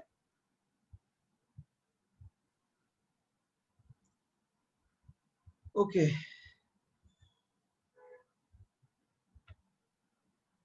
Fine. Now let us talk about some of the physical properties. नहीं, पहले ऑक्सीडेशन स्टेट डिस्कस कर लेते हैं। एवरीबॉडी, ऑक्सीडेशन स्टेट क्या होता है बताओ? प्लस द स्टेबिलिटी ऑफ +3, ये तो सबको पता है ना, inert pair effect. Stability of +3, oxidation state decreases down the group. Is that clear? अरे हाँ है ना, कुछ तो बोलो। दूसरा, stability of +1 increases down the group. Is that clear?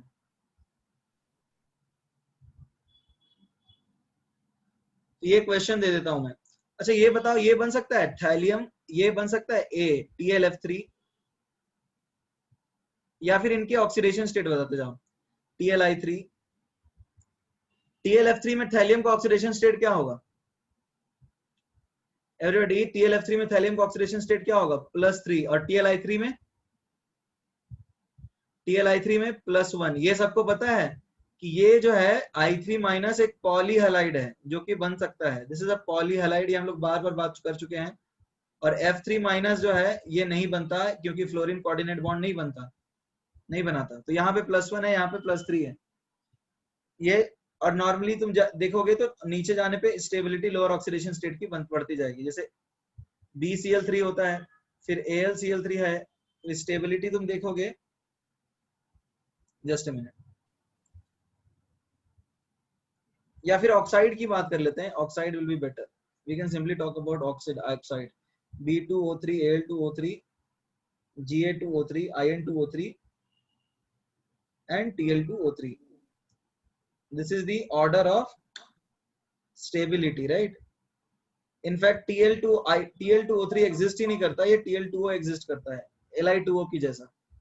Is that clear?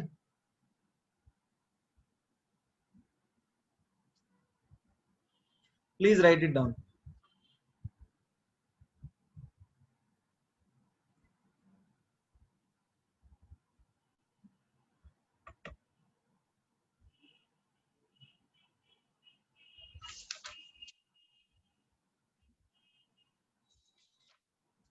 Return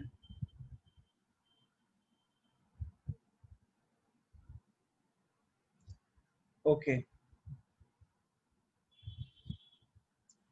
just a minute. Boron का एक क्रिस्टलाइन स्ट्रक्चर होता है, वो मैं दिखाना चाहता हूँ। तो I am just looking forward to an image on Google, just give me a moment. In the mean time you can complete the writing stuff.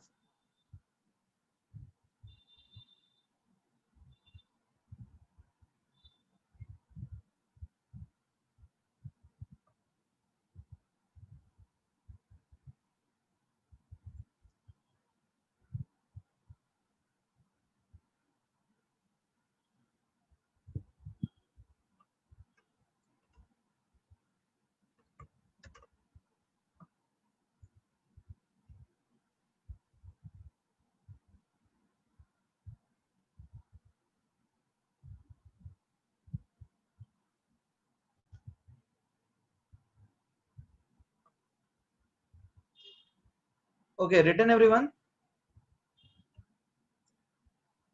Everybody written. Okay, अब देखो तुम्हें लगता है कि यहाँ पे कोई भी एलिमेंट एलोट्रोपी शो करता है?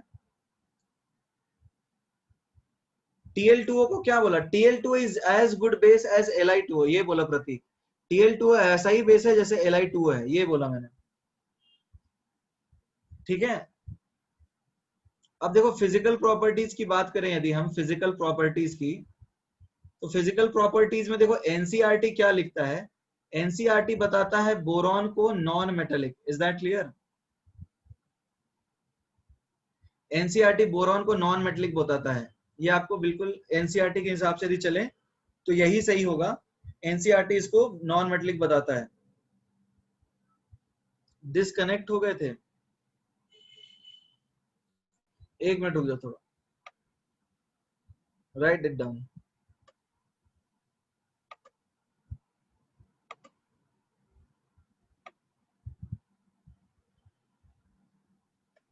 रिटर्न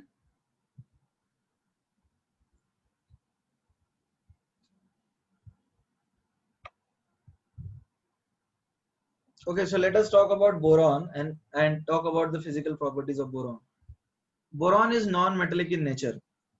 ये एनसीईआरटी लिखता है तो आपको इसको ही मानना पड़ेगा। And it has many allotropic forms, it has many allotropic forms. अब देखो बोरॉन की कहानी जो है ना बड़ी अजीब सी, क्योंकि बोरॉन जो है ना ये 3 वैलेंसी लेके बैठा हुआ होता है, तो इसको बहुत तरह की समस्या हो जाती है, तो समस्या होती है। तो बोरॉन की कहानी बड़ी दुख भरी है। तो अजीबो गरीब तरह से ये बॉन्ड बनाता है, लेकिन खुश कहीं नहीं रहता है, स्टेबलाइज फिर भी नहीं हो पाता है।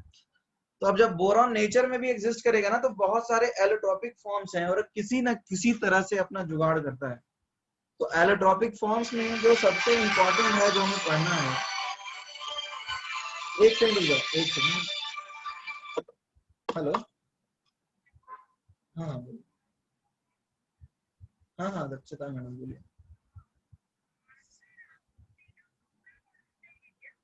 हाँ, पूरा ही चाहिए। ठीक, ओके।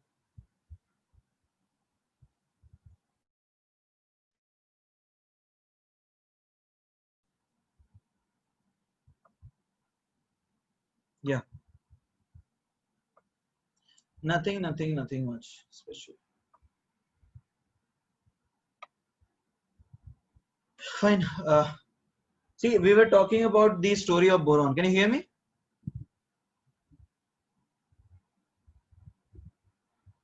या थोड़ा डिस्कनेक्ट हो गया था थोड़ी सी।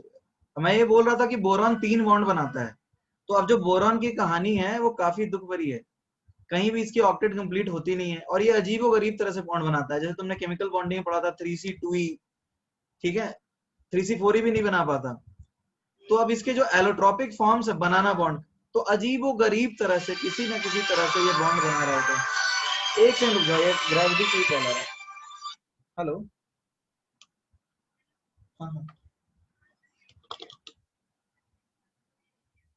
ठीक है, मैं चेक करता हूँ। अभी लेक्चर है, मैं आपको 2:30 पे कॉल करूँ, चलेगा? हाँ,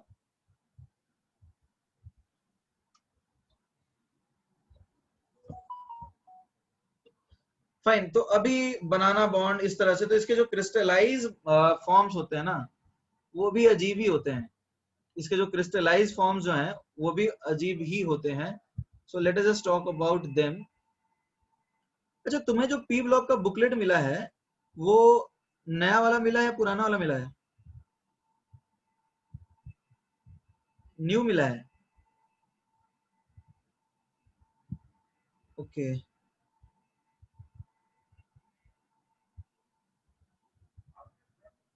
तो उसमें एक्सरसाइज 1 में पहला क्वेश्चन एक सेकंड बता सकते हो क्या है? ठीक है, देख लेंगे इसको। पी ब्लॉक का मिला है नया वाला। ठीक है, okay. Do you see this image?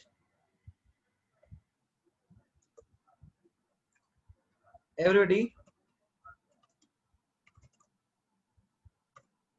You don't see it? नहीं दिख रहा है तुम्हें? ये देखो, अभी भी दिख रहा है?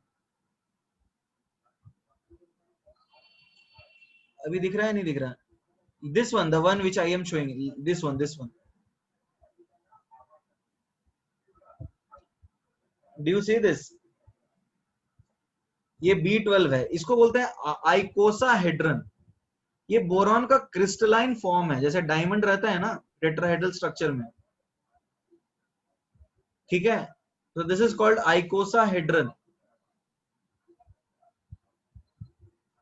Everybody, is that clear? This is called आइकोसाहेड्रन।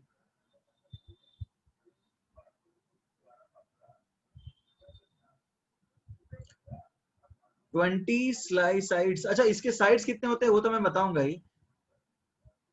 There are 2 parts in module 1। ठीक है, पार्ट्स का तो ये पहले इसको ड्रॉ कर सकते हो या फिर स्क्रीनशॉट ले लो।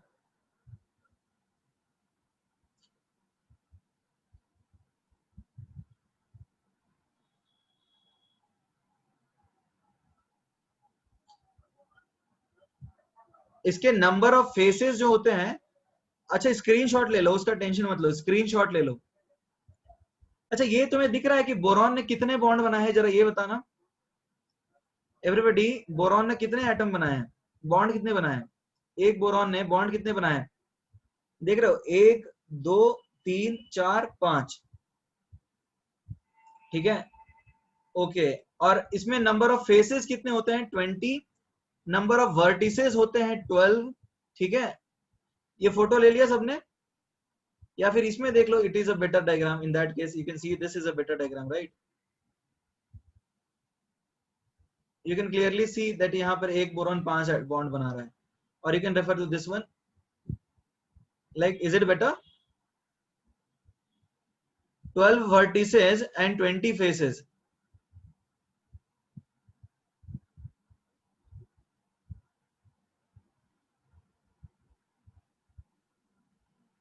तो दिस इज कॉल्ड आइकोसाहेड्रल। ठीक है, तो अब जरा बात कर लेते हैं जो मोस्ट कॉमन आइसोट्रोप है, मोस्ट कॉमन एलोट्रोपिक फॉर्म है, दैट इज कॉल्ड आइकोसाहेड्रन। आइकोसाहेड्रन, ये तुम्हें दिखा है। इसमें फेसेस कितने हैं? फेसेस 20 हैं।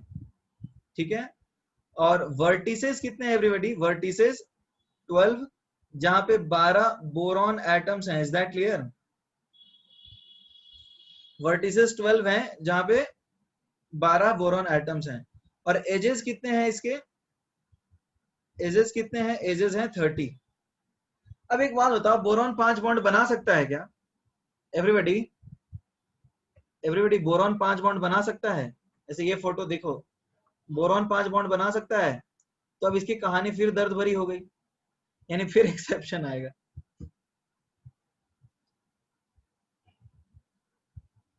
तो अब ये बॉन्ड कैसे बनेंगे बताओ?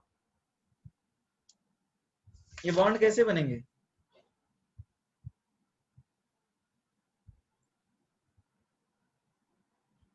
देखो, यहाँ पे बोरॉन 5 बॉन्ड बनाता है, बोरॉन बनाता है 5 बॉन्ड। ठीक है, और बोरॉन की वैलेंसी क्या होती है बताओ? बोरॉन का तुम कॉन्फ़िगरेशन लिखोगे तो 1s2 2s2 2p1 तीन ही होता है, तो 3 इलेक्ट्रॉन से 5 बॉन्ड बना लेगा। ये पॉसिबल है एवरीबॉडी? अब ये कहानी देखो क्या है, क्या क्या बोरॉन कर रहा है, पता ही नहीं चलता है। तो अब 3 इलेक्ट्रॉन से 5 बॉन्ड बताता है, तो बताता है क्या इसमें एक रेगुलर है बॉन्ड और 4 जो बॉन्ड हैं वो इलेक्ट्रॉन डेफिशिएंट है। मतलब किस तरह के हैं? 3 सेंटर 2 इलेक्ट्रॉन, या फिर बोल सकते हो ट्रांजिशन स्टेट्स टाइप के हैं। 4 जो बॉन्ड्स हैं they are electron deficient, 4 bonds हैं इलेक्ट्रॉन डेफिशिएंट, इररेगुलर बॉन्ड्स हैं, उनका कोई स्पेशल नाम नहीं दिया जाता है, इररेगुलर बॉन्ड्स।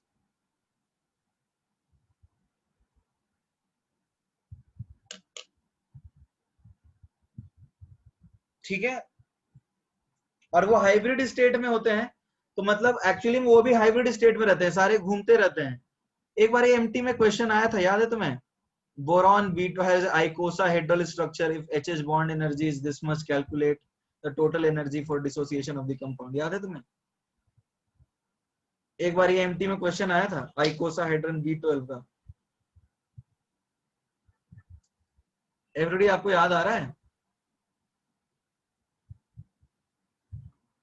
एवरीबॉडी याद आ रहा है नहीं आ रहा? कोई कुछ बोली नहीं। याद आ रहा है नहीं आ रहा है? कुछ तो बोलो।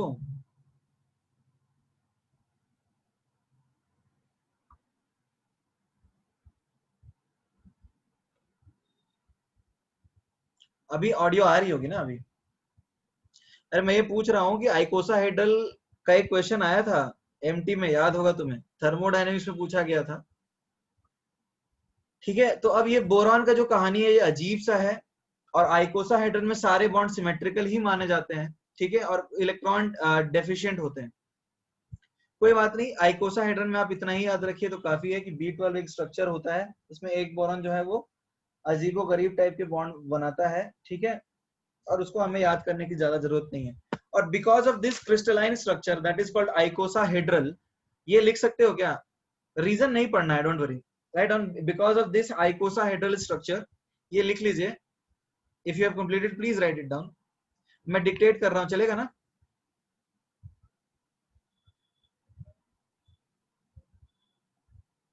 Write it down. Because of this because of the crystalline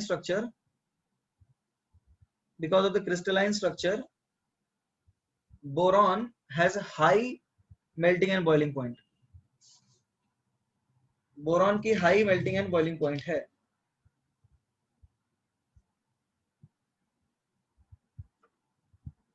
written everyone?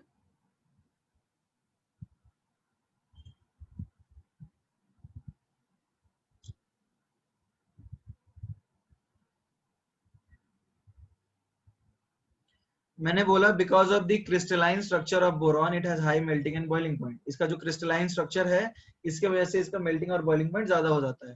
Is that clear?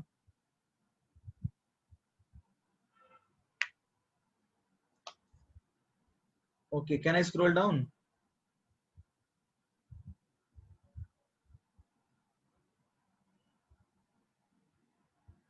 Fine. Okay, यदि हमें चीजें अब आगे लेके चल रही हैं तो देखो अभी केमिकल रिएक्शंस की बात करते हैं। तो देखो केमिकल रिएक्शन में तुम्हें पता है ना, रिएक्शंस की बात करेंगे तो रिएक्शन हैलोजन के साथ रिएक्ट करके हैलाइड बनाएंगे, हैलाइड्स बनाते हैं। ठीक है, और वो हैलाइड्स तुम्हें पता है BCl3 BF3। ठीक है, और बात कर लेते हैं हम किसकी, Bi3, मतलब BBr3 Bi3। तुम्हें पता है इसमें बैक बॉन्डिंग होगी कहाँ पे क्या नहीं होगी, ये तो पता है ना सबको? एवरीडे इनके बारे में तो पता है ना? देखो आइकोसाहेड्रन में एक सिग्मा बॉन्ड हो सकता है, बट एक्चुअली में नमन जो स्ट्रक्चर रहेगा उसमें सब हाइब्रिडाइज्ड होंगे। Is that clear? उसके भी कैनोनिकल फॉर्म्स बनेंगे, तो एक्चुअल जो स्ट्रक्चर होगा उसमें सारे बॉन्ड सिमेट्रिकल हैं। Is that clear? तुम रेगुलर सोचो, कैनोनिकल फॉर्म में एक रेगुलर बॉन्ड बना सकते हो और 4 इरेगुलर बना सकते हो, बट उसके दूसरे कैनोनिकल फॉर्म में अलग हो जाएंगे, तीसरे में अलग होंगे, 5 कैनोनिकल फॉर्म्स बनेंगे और एक्चुअल स्ट्रक्चर हाइब्रिड का होगा। समझ में आ रहा है? तो सारे बॉन्ड्स इक्विवेलेंट हैं। थर्मोडायनेमिक्स में एक क्वेश्चन आया होगा आपको इस तरह का ही, ठीक है, bonds are delocalise kind of. हाँ, अब देखो, अब इनकी बात तो हम कर ही चुके हैं। अब जैसे AlCl3 है, AlF3 है, AlCl3 है, AlBr3 है और AlI3 है। तो तुम्हें पता है ना इनमें से कौन कौन से 3C4E बॉन्ड बनाएंगे, बताओ एवरीबॉडी। ये सारे के सारे ल्यूइस एसिड हैं, ये आपको पता है ना। तो अब ये बैक बॉन्डिंग करता है, ये 3C4E बॉन्डिंग करता है, राइट। और पानी में जाके क्या क्या बन सकता है ये हमें पता ही है, हाइड्रोलिसिस हमने पढ़ लिया है। तो इसमें तो किसी को डाउट नहीं है ना कि कौन कौन से 3C4E कौन से 3C2E कैसे क्या बॉन्ड बनाएंगे, ये भी हमने केमिकल बॉन्डिंग में किया ही है। Okay, can I scroll down? Sir एक 2s से बनेगा और 2p से। गौरव पूछ रहा है एक 2s से बॉन्ड बनेगा और 2p के 3 बॉन्ड, ऐसे 5 बॉन्ड क्यों नहीं बनते?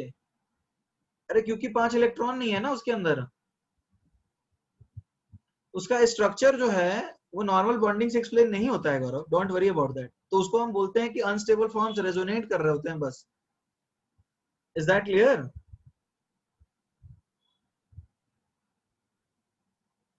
आगे बढ़ सकते हैं हम लोग। ओके, अब रिएक्टिविटी विथ एयर, देखो ये सब बहुत आसान है। रिएक्टिविटी विथ एयर, तुम्हें पता ही है एयर में क्या क्या होता है। एवरीबॉडी, एयर में होता है O2 और N2, इज दैट क्लियर? तो अब ये क्या बन सकता है, एयर में बन सकता है E2O3 और E2O। E2O3 स्टेबल किसके होते हैं? बोरॉन और एल्यूमिनियम के। E2O किसके स्टेबल होते हैं? गैलियम, इंडियम और थैलियम के। ठीक है, is that clear everybody? Is that clear? अच्छा, अब नाइट्रोजन के साथ क्या बनेगा? जैसे En, ये कौन बनाता है? बोरॉन और एल्यूमिनियम, बोरॉन नाइट्राइड Bn और Aln। और दूसरा क्या होगा? E3N, ये कौन बनाएगा? गैलियम, इंडियम और थैलियम। ये समझ में आ रहा है? इसमें +1 है, इसमें +3 है, इसमें +3 है, इसमें +1 है। ये तो बेसिक चीज है, इसमें ज्यादा कोई टेंशन की जरूरत नहीं है। ठीक है, अब जैसे हम बात कर लें, इनका हाइड्रोलिसिस करोगे तो ऑब्वियसली सेम ऑक्सीडेशन स्टेट के एलिमेंट्स मिलते जाएंगे। अब देखो यहाँ पे क्या है, B2O3 एसिडिक है। देखो बोरॉन एसिडिक है क्योंकि ये पानी में जाने पे ऑर्थोबोरिक एसिड बनाता है, ये +3 में ऑर्थोबोरिक एसिड बनाता है, इसलिए ये एसिडिक है। कोई दिक्कत है? एल्यूमिनियम जो है, एल्यूमिनियम और गैलियम जो है ये एम्फोटेरिक है। ठीक है, और थैलियम और इंडियम जो है, इंडियम और थैलियम जो है ये बेसिक है। कोई दिक्कत है? और ये इस तरह से बनाते हैं TLOH एंड INOH। ये आपको जनरल ट्रेंड के हिसाब से ये तो याद हो ही जाएगा, ये बहुत आसान है, इसमें कोई ऐसा टेंशन नहीं।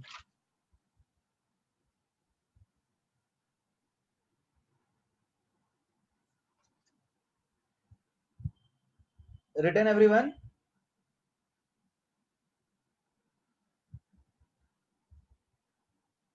Can I scroll down?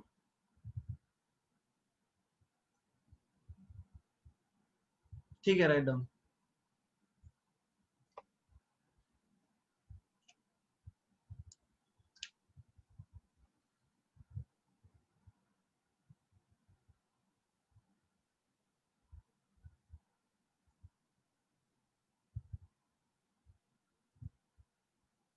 Done. Okay, तो अब जनरल रिएक्शन की बात करते हैं। Reactions towards acid and alkali, acid और अल्कली के साथ रिएक्ट करेगा क्या? वेट करता हूँ, ठीक है।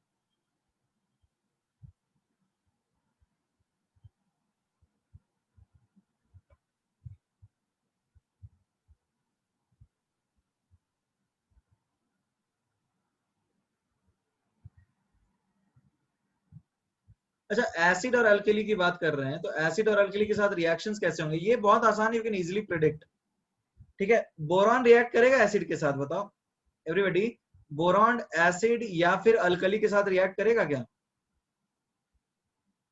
एवरीबॉडी बताओ, बोरॉन अल्कली एसिड के साथ रिएक्ट करेगा? No reaction. ये समझ में आ रहा है क्यों?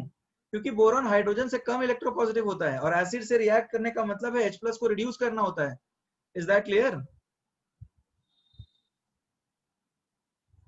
एवरीबॉडी, इज दैट क्लियर और नॉट?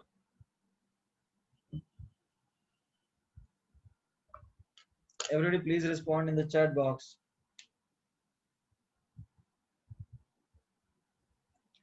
ठीक है, तो ये बोरॉन कोई खास रिएक्शन कर नहीं पाता। अब हम बात करेंगे किन की? अब हम बात करते हैं एल्यूमिनियम की। तो एल्यूमिनियम रिएक्ट करेगा ना? एल्यूमिनियम HCl के साथ रिएक्ट करता है। ये बड़ा कॉमन सा रिएक्शन है, ये आप जानते ही होंगे। ये बनाता है AlCl3 + 3H2।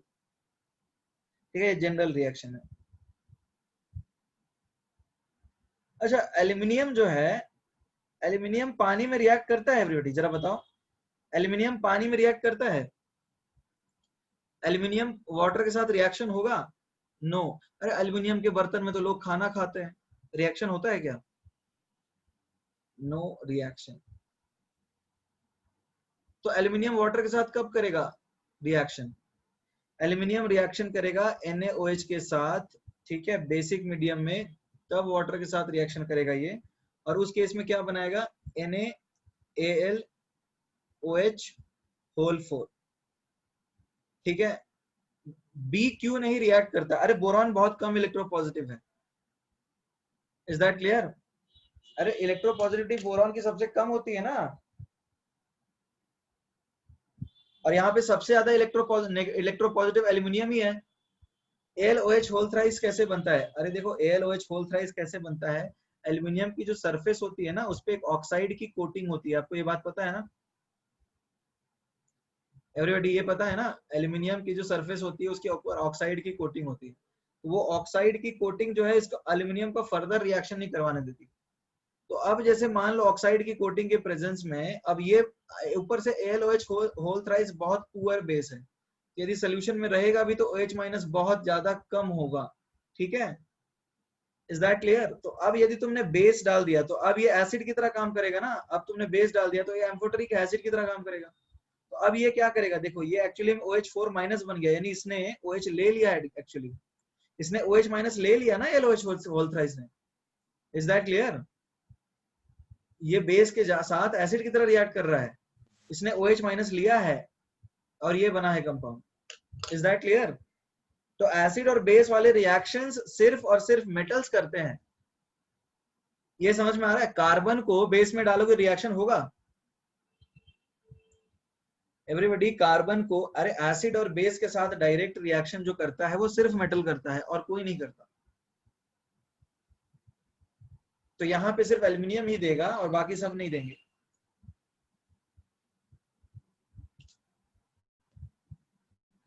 अच्छा, कॉन्सेंट्रेटेड नाइट्रिक एसिड के साथ एल्यूमिनियम रिएक्ट नहीं करता। कथन क्या पूछना चाह रहे हो? कथन, do you want to ask something? AlOH whole 3 का क्या रिपीट करना? वॉइस कट हो रहा है। Everybody, can you hear me clearly?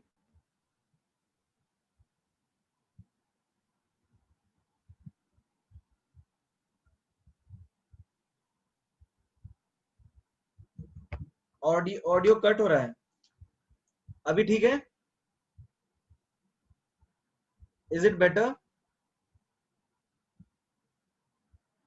बीच बीच में आवाज जा रही है। Now clear. किस चीज के बारे में पूछ रहे हो? LOH होल थ्राइस का रिपीट करना। सूजल में ये बता रहा था कि LOH होल थ्राइस एक एम्फोटेरिक ऑक्साइड है। तो AlOH होल थ्राइस एम्फोटेरिक है, तो ये H+ दे भी सकता है और OH- ले भी सकता है। Is that clear? ये H+ दे भी सकता है और OH- ले भी सकता है। तो NaOH के प्रेजेंस में ये बेस की तरह काम करेगा या एसिड की तरह? NaOH के बेस प्रेजेंस में Na+ और OH- मिल जाएगा इसको, तो ये NaOH के प्रेजेंस में OH- लेगा ना। Is that clear? एसिड की तरह काम करेगा। इतना ही नहीं, सिर्फ जरूरी नहीं है यही है, ये और भी बना सकता है, ये इस तरह के कंपाउंड भी बना सकता है। AlOH 6 होल थ्राइस ये भी बना सकता है। समझ में आ रहा है क्यों? कोऑर्डिनेशन नंबर 4 और 6 स्टेबल होते हैं, ये भी बना सकता है और ये भी बना सकता है। Everybody is that clear now? अरे 4 और 6 स्टेबल है ना, तो ये भी बना सकता है। वो एनसीईआरटी ने सिर्फ इसको ही दिया है, बट ये भी बना सकता है। यदि आपसे पूछता है एडवांस में मोर देन वन करेक्ट में, तो आपको ये भी टिक मार्क करना पड़ेगा, ये भी यहाँ पे बना सकता है ये। अरे कुछ नया नहीं है यहाँ पर, हम नया कुछ पढ़ ही नहीं रहे। अथर्व, इसमें समझने वाली कौन सी बात है जो तुम्हें समझ में नहीं आ रही है? अरे एसिड और बेस के साथ मेटल्स रिएक्ट करते हैं, इससे ज्यादा तो कुछ कॉन्सेप्ट है नहीं।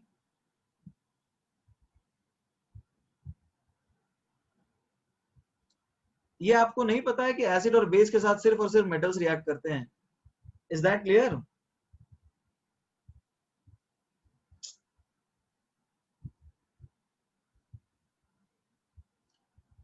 अच्छा, ये कितने लोगों को नहीं पता है कि एसिड और बेस के साथ डायरेक्टली सिर्फ मेटल ही रिएक्ट करते हैं और कोई रिएक्ट नहीं करता? ये कितने लोग को पता है? एसिड और बेस के साथ डायरेक्ट रिएक्शन करने का मतलब है डायरेक्ट इलेक्ट्रॉन देना या फिर लेना। तो इसमें सबसे ज्यादा इलेक्ट्रोपॉजिटिव सिर्फ और सिर्फ एल्यूमिनियम है, तो वही रिएक्ट करेगा, इससे ज्यादा और कुछ नहीं है। एल्यूमिनियम के केस में क्या है, कोवेलेंसी एक्सपैंड कर सकता है, वो डी ऑर्बिटल होते हैं। तो अब AlOH होल थ्राइस जो है वो कोऑर्डिनेशन नंबर 4 और 6 दोनों बना सकता है। इतना ही है ना, कोई नया चीज तो नहीं बता रहा हूं मैं, ये तो जनरल बात है। डायरेक्ट एसिड या फिर डायरेक्ट बेस के साथ रिएक्शन मेटल्स करते हैं, नॉन मेटल्स नहीं करते। Can we proceed now?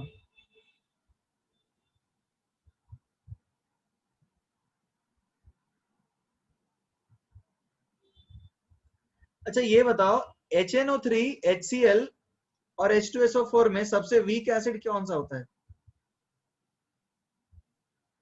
Everybody, HNO3 और HCl में वीक एसिड कौन होगा? अच्छा, HNO3 और H2SO4 में वीक कौन होगा रिलेटिवली? HNO3 right. तुमने पढ़ा होगा नाइट्रेशन, नाइट्रेशन में H2SO4 प्लस HNO3 लेते हैं तो NO2 प्लस बनता है राइट।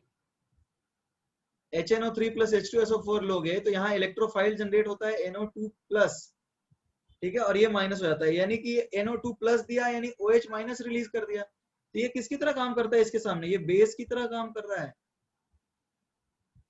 और ये एसिड की तरह काम कर रहा है। नाइट्रेशन में तुमने पढ़ा होगा ऑर्गेनिक में। तो HNO3 एक रिलेटिवली वीक बेस होता है। किसी ने इलेक्ट्रोकेमिस्ट्री में पूछा था मुझसे एक सवाल यही वाला कि एल्यूमिनियम का जब कॉन्सेंट्रेटेड नाइट्रिक एसिड के साथ रिएक्ट कराओगे ना तो कोई खास रिएक्शन होता नहीं है। रीजन क्या है समझ में आ रहा है? एल्यूमिनियम का यदि तुम कॉन्क HNO3 के साथ भी रिएक्शन करवाओगे, किसने पूछा था, तो यहाँ पे भी कोई खास रिएक्शन नहीं होता। रीजन क्या है पता है? HNO3 is a poor acid, या फिर बोल सकते हो weak acid as compared to H2SO4 and HCl। ठीक है, इसको ऐसे समझाते हैं कि एक लेयर होता है Al2O3 का सरफेस पे, जिसको ये नहीं रिएक्ट कर पाता। तो Al2O3 की तो लेयर होती ही है, बट ये वीक एसिड है इसलिए नहीं कर पाता। तो ये आपको याद रखना है कि HNO3 के साथ रिएक्ट नहीं करता है एल्यूमिनियम, HCl के साथ रिएक्ट करता है और H2SO4 के साथ रिएक्ट करता है।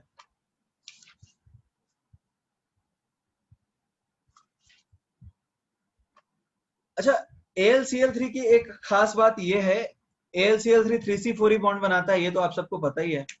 AlCl3 लैब में किसी ने देखा है? एवरीबॉडी, AlCl3 लैब में देखा है किसी ने? एक बढ़िया माहौल बन जाता है यदि AlCl3 के डब्बे को खोल दो तो क्या होता है। ठीक है, let me just search for an image.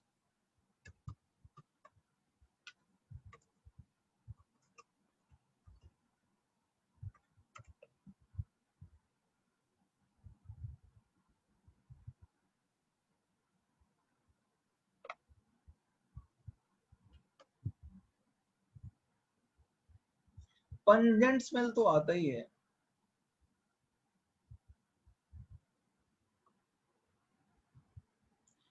AlCl3 की जो बॉटल होती है ना, just minute I will show you image.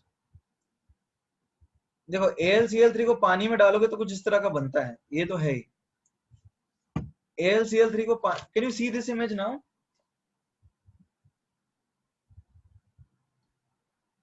तो AlCl3 में तुम एक ड्रॉप डाल दोगे ना पानी का, तो उसमें व्हाइट फ्यूम्स निकलने लग जाते हैं।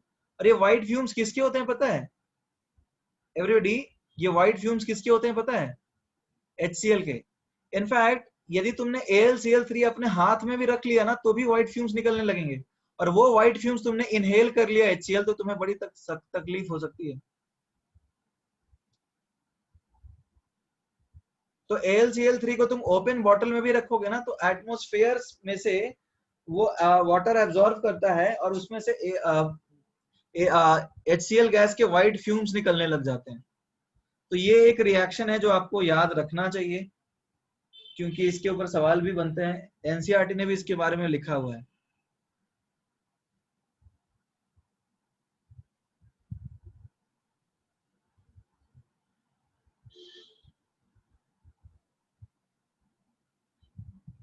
ठीक है, already done.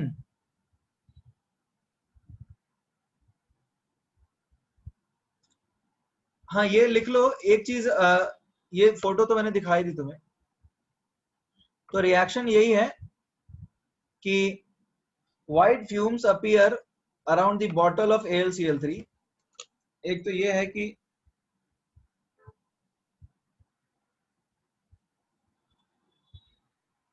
white fumes appear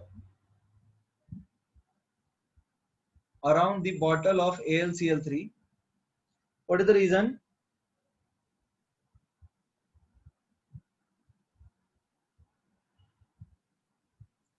Because of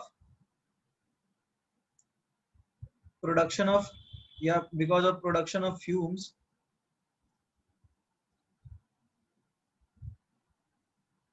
of HCl gas through hydrolysis.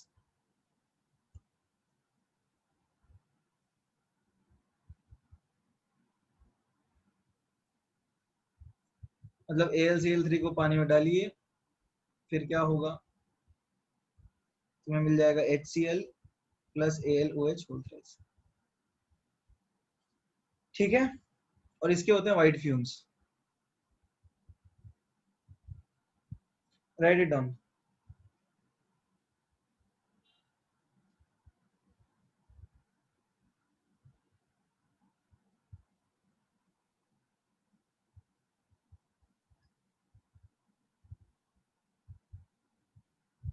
Everyday written, ठीक है। ओके, अब देखो एनसीईआरटी के सीक्वेंस में चलते हैं। देखो एक्चुअली में क्या होगा, anomalous behaviour of boron, anomalous behaviour of boron. तुम्हें डायगोनल रिलेशनशिप याद है? हर ग्रुप में जो पहला एलिमेंट होता है उसकी प्रॉपर्टीज बाकियों से नहीं मिलती। किससे मिलती है? पड़ोसी से। Right, this is called diagonal relationship. Her group का जो पहला एलिमेंट होता है उसकी प्रॉपर्टीज जो है वो बगल वाले घर के लोगों से मिलती है। ऐसा क्यों? इसको बोलते हैं डायगोनल रिलेशनशिप, और वो एक्सेप्शनल होता है।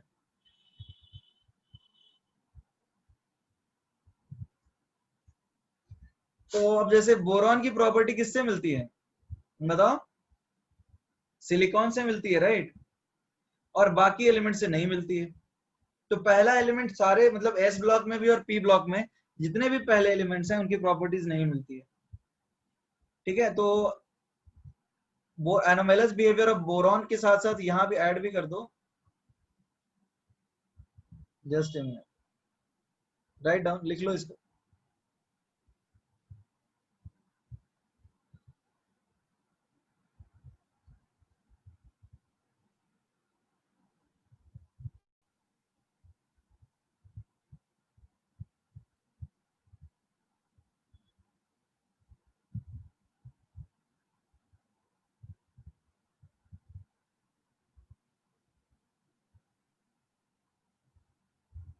हाँ ये अभी बोरॉन फैमिली चालू है अभी। तो अब जो एनोमेलस बिहेवियर है बोरॉन का एंड डायगोनल रिलेशनशिप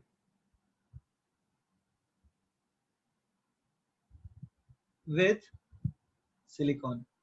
तो अब देखो बोरॉन की क्या मतलब दुख भरी कहानी है, क्या है पता नहीं।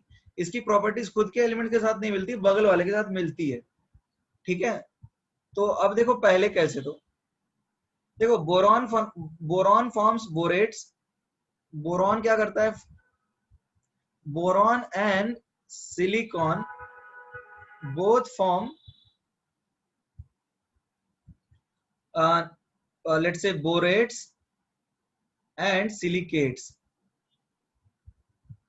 that is silicates, that is polymeric salts and oxides। जैसे बोरॉन के केस में होता है B2O3 और एल्यूमिनियम के केस में होता है Al2O3, ये सबको पता ही होगा, ठीक है। बोरॉन जो है ना एक ये बनाता है BOH होल थ्राइस, इसको बोलते हैं ऑर्थो बोरिक एसिड। उसी तरह एल्यूमिनियम भी बनाता है AlOH होल थ्राइस जो कि पॉलीमराइज होता है। वैसे ये एसिड नहीं है, इसको एल्यूमिनियम हाइड्रोक्साइड बोलते हैं सीधा सा, क्योंकि ये एसिड नहीं है वैसे,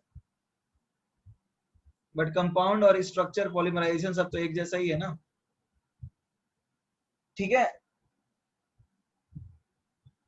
is that clear everybody? Return. अब देखो बोरॉन बनाता है B2H6 जो कि 3C2E बॉन्डिंग के थ्रू चलता है, और एल्यूमिनियम बनाता है Al2Cl6 जो कि 3C4E बॉन्डिंग से बनाता है। तो दोनों ब्रिज टाइप के सॉल्ट्स बनाते हैं ना, एवरीबॉडी इज दैट क्लियर? दोनों ब्रिज टाइप के सॉल्ट्स तो बनाते ही हैं।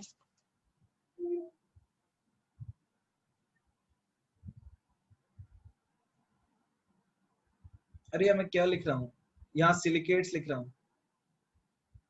बोरॉन और silicon SiOH whole 4, silico sorry से एल्यूमिनियम के साथ करता है ऑर्थो सिलिसिक एसिड। सॉरी, अपना डायगोनल रिलेशनशिप चालू है ना, मैं तो सेमी ग्रुप में देख रहा हूँ, ये हटा दो। हाँ सॉरी सॉरी, हम लोग बोरॉन और सिलिकॉन की पहली बात कर रहे हैं, डायगोनल रिलेशनशिप की बात कर रहे हैं, तो डायगोनल रिलेशनशिप क्लियर हो जाएगा। B2O3 एसिडिक है, SiO2 भी, ठीक है ना। ऊपर भी SI वाला हाँ ये हो जाएगा SiO2। सिलिकॉन की पहले बात करेंगे, सॉरी सिलिकॉन कर लीजिए, एक्चुअली हम लोग बोरॉन और सिलिकॉन के कंपैरिजन कर रहे हैं पहले। तो बोरॉन और सिलिकॉन दोनों बोरेट्स और सिलिकेट्स बनाते हैं। एक होता है ऑर्थो बोरिक एसिड और एक होता है ऑर्थो सिलिसिक एसिड। बोरॉन बनाता है B2O3 और सिलिकॉन बनाता है SiO2। Is that clear everybody? Is that clear everybody? H3BO3 और SiOH whole 4, is that clear? H3BO3 बनाता है और ये SiOH4 बनाता है, दोनों में ऑर्थो लगाते हैं, ortho boric acid, ortho silicic acid. मैंने बोला कि बोरॉन और सिलिकॉन की प्रॉपर्टीज मैच करती है, बोरॉन बोरेट बनाता है, सिलिकॉन सिलिकेट बनाता है, बोरॉन बनाता है ऑर्थो बोरिक एसिड, सिलिकॉन बनाता है ऑर्थो सिलिसिक एसिड, ठीक है। अभी एल्यूमिनियम से कंपेयर नहीं कर रहे हैं हम लोग, तो बगल वाले डायगोनल रिलेशनशिप बता रहे हैं ना कि कैसे दिखाते हैं दोनों। अब आगे बढ़ सकते हैं। अब देखो बाकी प्रॉपर्टीज कैसे नहीं मिलती है, अब बताते हैं। Distinction with same group, distinction with same group, same group के साथ इसके कौन कौन से प्रॉपर्टीज मैच नहीं करते हैं, late us talk about that everybody. Same group के साथ कौन कौन से प्रॉपर्टीज नहीं बनाते, जैसे बोरॉन नहीं बनाएगा, ये बोरॉन नहीं बनाता, एल्यूमिनियम बना लेता है। बोरॉन BOH4 माइनस तक ही बना सकता है, BOH होल 6 3 माइनस नहीं बना सकता। एल्यूमिनियम ये भी बनाता है AlOH होल 4 माइनस, और ये भी बनाएगा AlOH होल 6 3 माइनस, दोनों बनाएगा, right?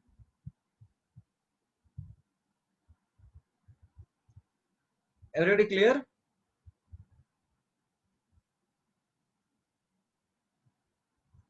Can we proceed everybody? ठीक है। अब इसका रीजन क्या है, ऐसा क्यों नहीं कर पाता boron? It cannot expand cannot expand its covalency beyond 4. दूसरी चीज क्या है, बोरॉन के ऑक्साइड्स और हाइड्रोक्साइड्स एसिडिक होते हैं, बाकियों के Al2O3 जो भी है ऑक्साइड्स एंड हाइड्रोक्साइड जो हैं they are amphoteric and basic, या तो एम्फोटेरिक होंगे या फिर बेसिक होंगे।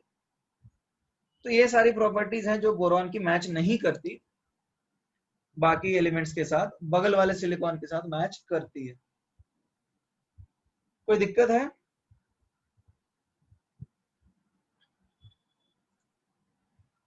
एवरीबॉडी अभी तक कोई दिक्कत है?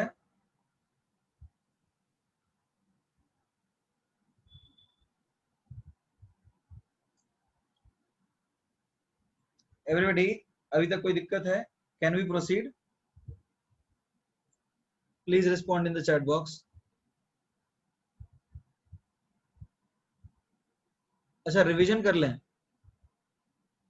अच्छा देखो एक चीज मैं बता देता हूँ, जो बोरॉन के सबसे इंपॉर्टेंट टॉपिक्स हैं, जो कि बोरॉन के इंपॉर्टेंट टॉपिक्स हैं जिसपे सबसे ज्यादा सवाल आता है, इंपॉर्टेंट टॉपिक्स फ्रॉम ग्रुप 13, तो वो जो मोस्ट इंपॉर्टेंट है वो 3 है। एक तो होता है बोरैक्स, ठीक है, दूसरा होता है ऑर्थोबोरिक एसिड, और जो तीसरा है दैट इज डाइबोरेन। ज्यादातर क्वेश्चंस जो ग्रुप 13 में आते हैं वो इन्हीं तीनों पे आते हैं। अभी तक जो हमने पढ़ा है उस पर बहुत कम ही चांसेस आने का, ठीक है, अभी तक जो हमने पढ़ा है बोरॉन फैमिली में ना वो ज्यादा आने का चांस नहीं है। ये जो 3 चीजें हैं ना बहुत ज्यादा इंपॉर्टेंट है, और हर साल एक क्वेश्चन इन तीनों पे आता है, इतना इंपॉर्टेंट है।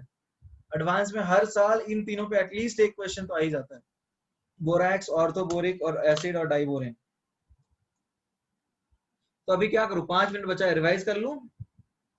एवरीबॉडी रिवाइज करोगे, आगे बढ़ जाएं? 7 मिनट अभी है, 7 मिनट्स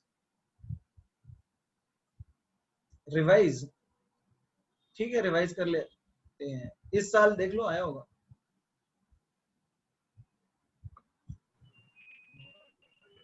फाइन, तो जनरल बात हम करें तो क्या है, देखो हमने स्टार्ट किया आज, क्या स्टार्ट किया, हाइड्रोलिसिस ऑफ SiH4। अच्छा रिवाइज में करवा देता हूं, तुम एनसीईआरटी से बोरैक्स, ऑर्थोबोरिक एसिड और डाइबोरेन पढ़ के आओगे नेक्स्ट क्लास में? नेक्स्ट क्लास में तो ये 3 कंपाउंड पढ़ के आओगे ना, तो उससे हमारा थोड़ा स्पीड फास्ट हो जाएगा। ग्रुप 14 में कुछ खास नहीं है, ग्रुप 13 में ही 3 चीजें पढ़नी है मोस्टली, जो सबसे ज्यादा इंपॉर्टेंट है, बोरैक्स, ऑर्थोबोरिक एसिड और डाइबोरेन, ये बहुत ज्यादा इंपॉर्टेंट है। यदि मैं पूरे ग्रुप 13 और 14 को मिला दूं ना तो भी सबसे ज्यादा इंपॉर्टेंट यही 3 टॉपिक होंगे, बोरैक्स, ऑर्थोबोरिक एसिड और डाइबोरेन, इन पे सबसे ज्यादा क्वेश्चन आता है, तो वो आपको अच्छे से पढ़ना है एनसीईआरटी में, ठीक है, हम लोग डिस्कस करेंगे उसको। तो रिवीजन कर लेते हैं। देखो क्या है, SiH4 की बात करें तो SiH4 में यहाँ पे पॉजिटिव चार्ज होता है, तो ये हाइड्रोलाइज कर सकता है बट बॉन्ड ज्यादा पोलर नहीं है, बेसिक मीडियम में करता है हाइड्रोलाइज, और बेसिक मीडियम में हाइड्रोलाइज करेगा तो क्या SiOH4 बनेगा, फिर ये SiOH6 बन सकता है, ठीक है, और ये अलग अलग तरह के पॉलीमरिक एसिड्स या फिर एनहाइड्राइड बना सकता है। एनहाइड्राइड का तुम ऑक्सी एसिड के साथ रिएक्ट करवाओगे तो उस ऑक्सी एसिड का एनहाइड्राइड बन जाएगा और फिर दूसरा ऑक्सी एसिड बन जाएगा। ये तो कहानी आसान थी। और कॉन्सेंट्रेटेड ऑक्सी एसिड जो है वो हाइड्रोलाइज करते हैं, मतलब डिहाइड्रेटिंग एजेंट की तरह भी काम करते हैं। ये एक मिक्स मैकेनिज्म है, इसमें ये ट्रिक ही याद रखो, वही सबसे काफी है कि एक लोअर और एक हायर ऑक्सीडेशन स्टेट बन जाता है, इससे ज्यादा और कुछ नहीं। एक लोअर ऑक्सीडेशन स्टेट बनेगा और एक हायर ऑक्सीडेशन बनेगा, ठीक है एवरीबॉडी। बोरॉन फैमिली में ये याद रहेगा तुम्हें, बोना और बोका ये 2 ओर्स हैं बोरॉन के, बोका 2611 और बोना 247। एटॉमिक रेडियाई में गैलियम का थोड़ा अलग ट्रेंड हो जाता है, 3D आने के बाद वो छोटा हो जाता है। बाकी आयनिक रेडियाई में कोई दिक्कत नहीं है। आयनाइजेशन एनर्जी देखो सबसे पहले क्या है, बेटी गई आंगन के अंदर, जो भी बनाना है तुम बना लो। और इलेक्ट्रोनेगेटिविटी में उल्टा है, बोरॉन्स के बाद फिर नीचे से जाना है ऊपर, बीच में एल्यूमिनियम पे आना है। ये सारे एलिमेंट्स हाइड्रोजन से कम इलेक्ट्रोपॉजिटिव होते हैं, ऑक्सीडेशन स्टेट में इनर्ट पर इफेक्ट लगाना है। बोरॉन का एक स्ट्रक्चर होता है that is called आइकोसाहेड्रल। Orthoboric acid rice में एज ए प्रिजर्वेटिव यूज करते हैं? नहीं, ऐसा तो नहीं है, ऑर्थोबोरिक एसिड प्रिजर्वेटिव की तरह यूज नहीं होता। ऑर्थोबोरिक एसिड, बोरैक्स, ये सब पाउडर, ये सब यूज होता है। रिएक्शंस की बात करें, हाइलाइट्स वगैरह हो गए। रिएक्टिविटी पानी में जो है सिर्फ रिएक्शन करेगा एल्यूमिनियम, क्योंकि वही मेटल है, ठीक है। और बाकी जो है वो HNO3 के साथ रिएक्ट नहीं करता, क्योंकि थोड़ा पुअर एसिड। बोरॉन की बिहेवियर नहीं मिलती बाकी लोगों के साथ, वो मिलती है किसके साथ, मिलती है सिलिकॉन के साथ, ठीक है। इतना ही है, ठीक है एवरीबॉडी। अब जो तीन इंपॉर्टेंट कंपाउंड्स हैं, बोरैक्स, ऑर्थोबोरिक एसिड और डाइबोरेन, यही सबसे इंपॉर्टेंट है ये पूरे पी ब्लॉक 1 में। पी ब्लॉक 1 में यदि कोई सबसे ज्यादा इंपॉर्टेंट टॉपिक है तो वो है बोरैक्स, ऑर्थोबोरिक एसिड और डाइबोरेन, यही मेन चीज है। इसमें किसी को डाउट है तो बताओ।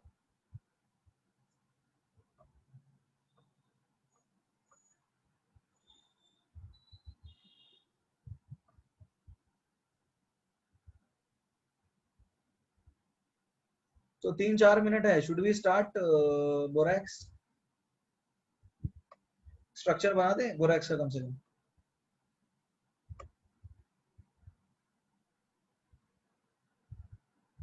नो,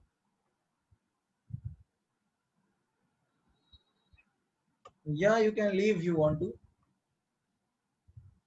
ठीक है। ये तीन चीजें हम करेंगे नेक्स्ट लेक्चर में कवर। आज वाला पढ़ लेना, और जो ट्रेंड्स है वो याद रहने दे, ठीक है। जो ट्रेंड्स है वो याद रखना, और वो जो देखो जो भूलने वाली चीजें हैं ना उसको लिख लो एक। जैसे पी ब्लॉक 1 में भूलने वाली चीजें क्या क्या है एवरीबॉडी, जो चीजें भूलने वाली हैं वो आप लिख लोगे। जैसे क्या है, जैसे जो ट्रेंड है आयनाइजेशन एनर्जी का, एटॉमिक रेडियाई का, ठीक है, और इलेक्ट्रोनेगेटिविटी का, ये तीन ट्रेंड भूल सकते हैं लोग। आप इनको एक लिख लेंगे नोटबुक में, जो भूलने वाली चीजें हैं उसके आप नोट्स बनाने लगेंगे। Is that clear? जो चीजें भूलने वाली हैं वो आप, रुक जाओ अभी होमवर्क नहीं दूंगा मैं, उसका नोट्स बनाएंगे।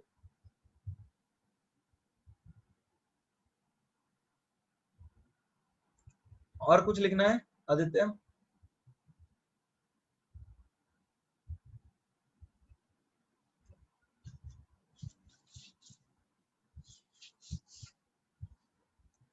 Down,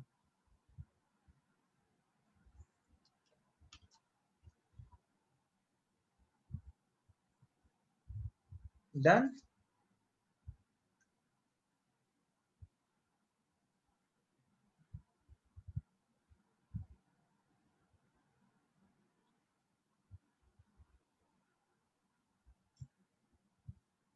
Fine, then we'll meet in the next class everybody. Goodbye.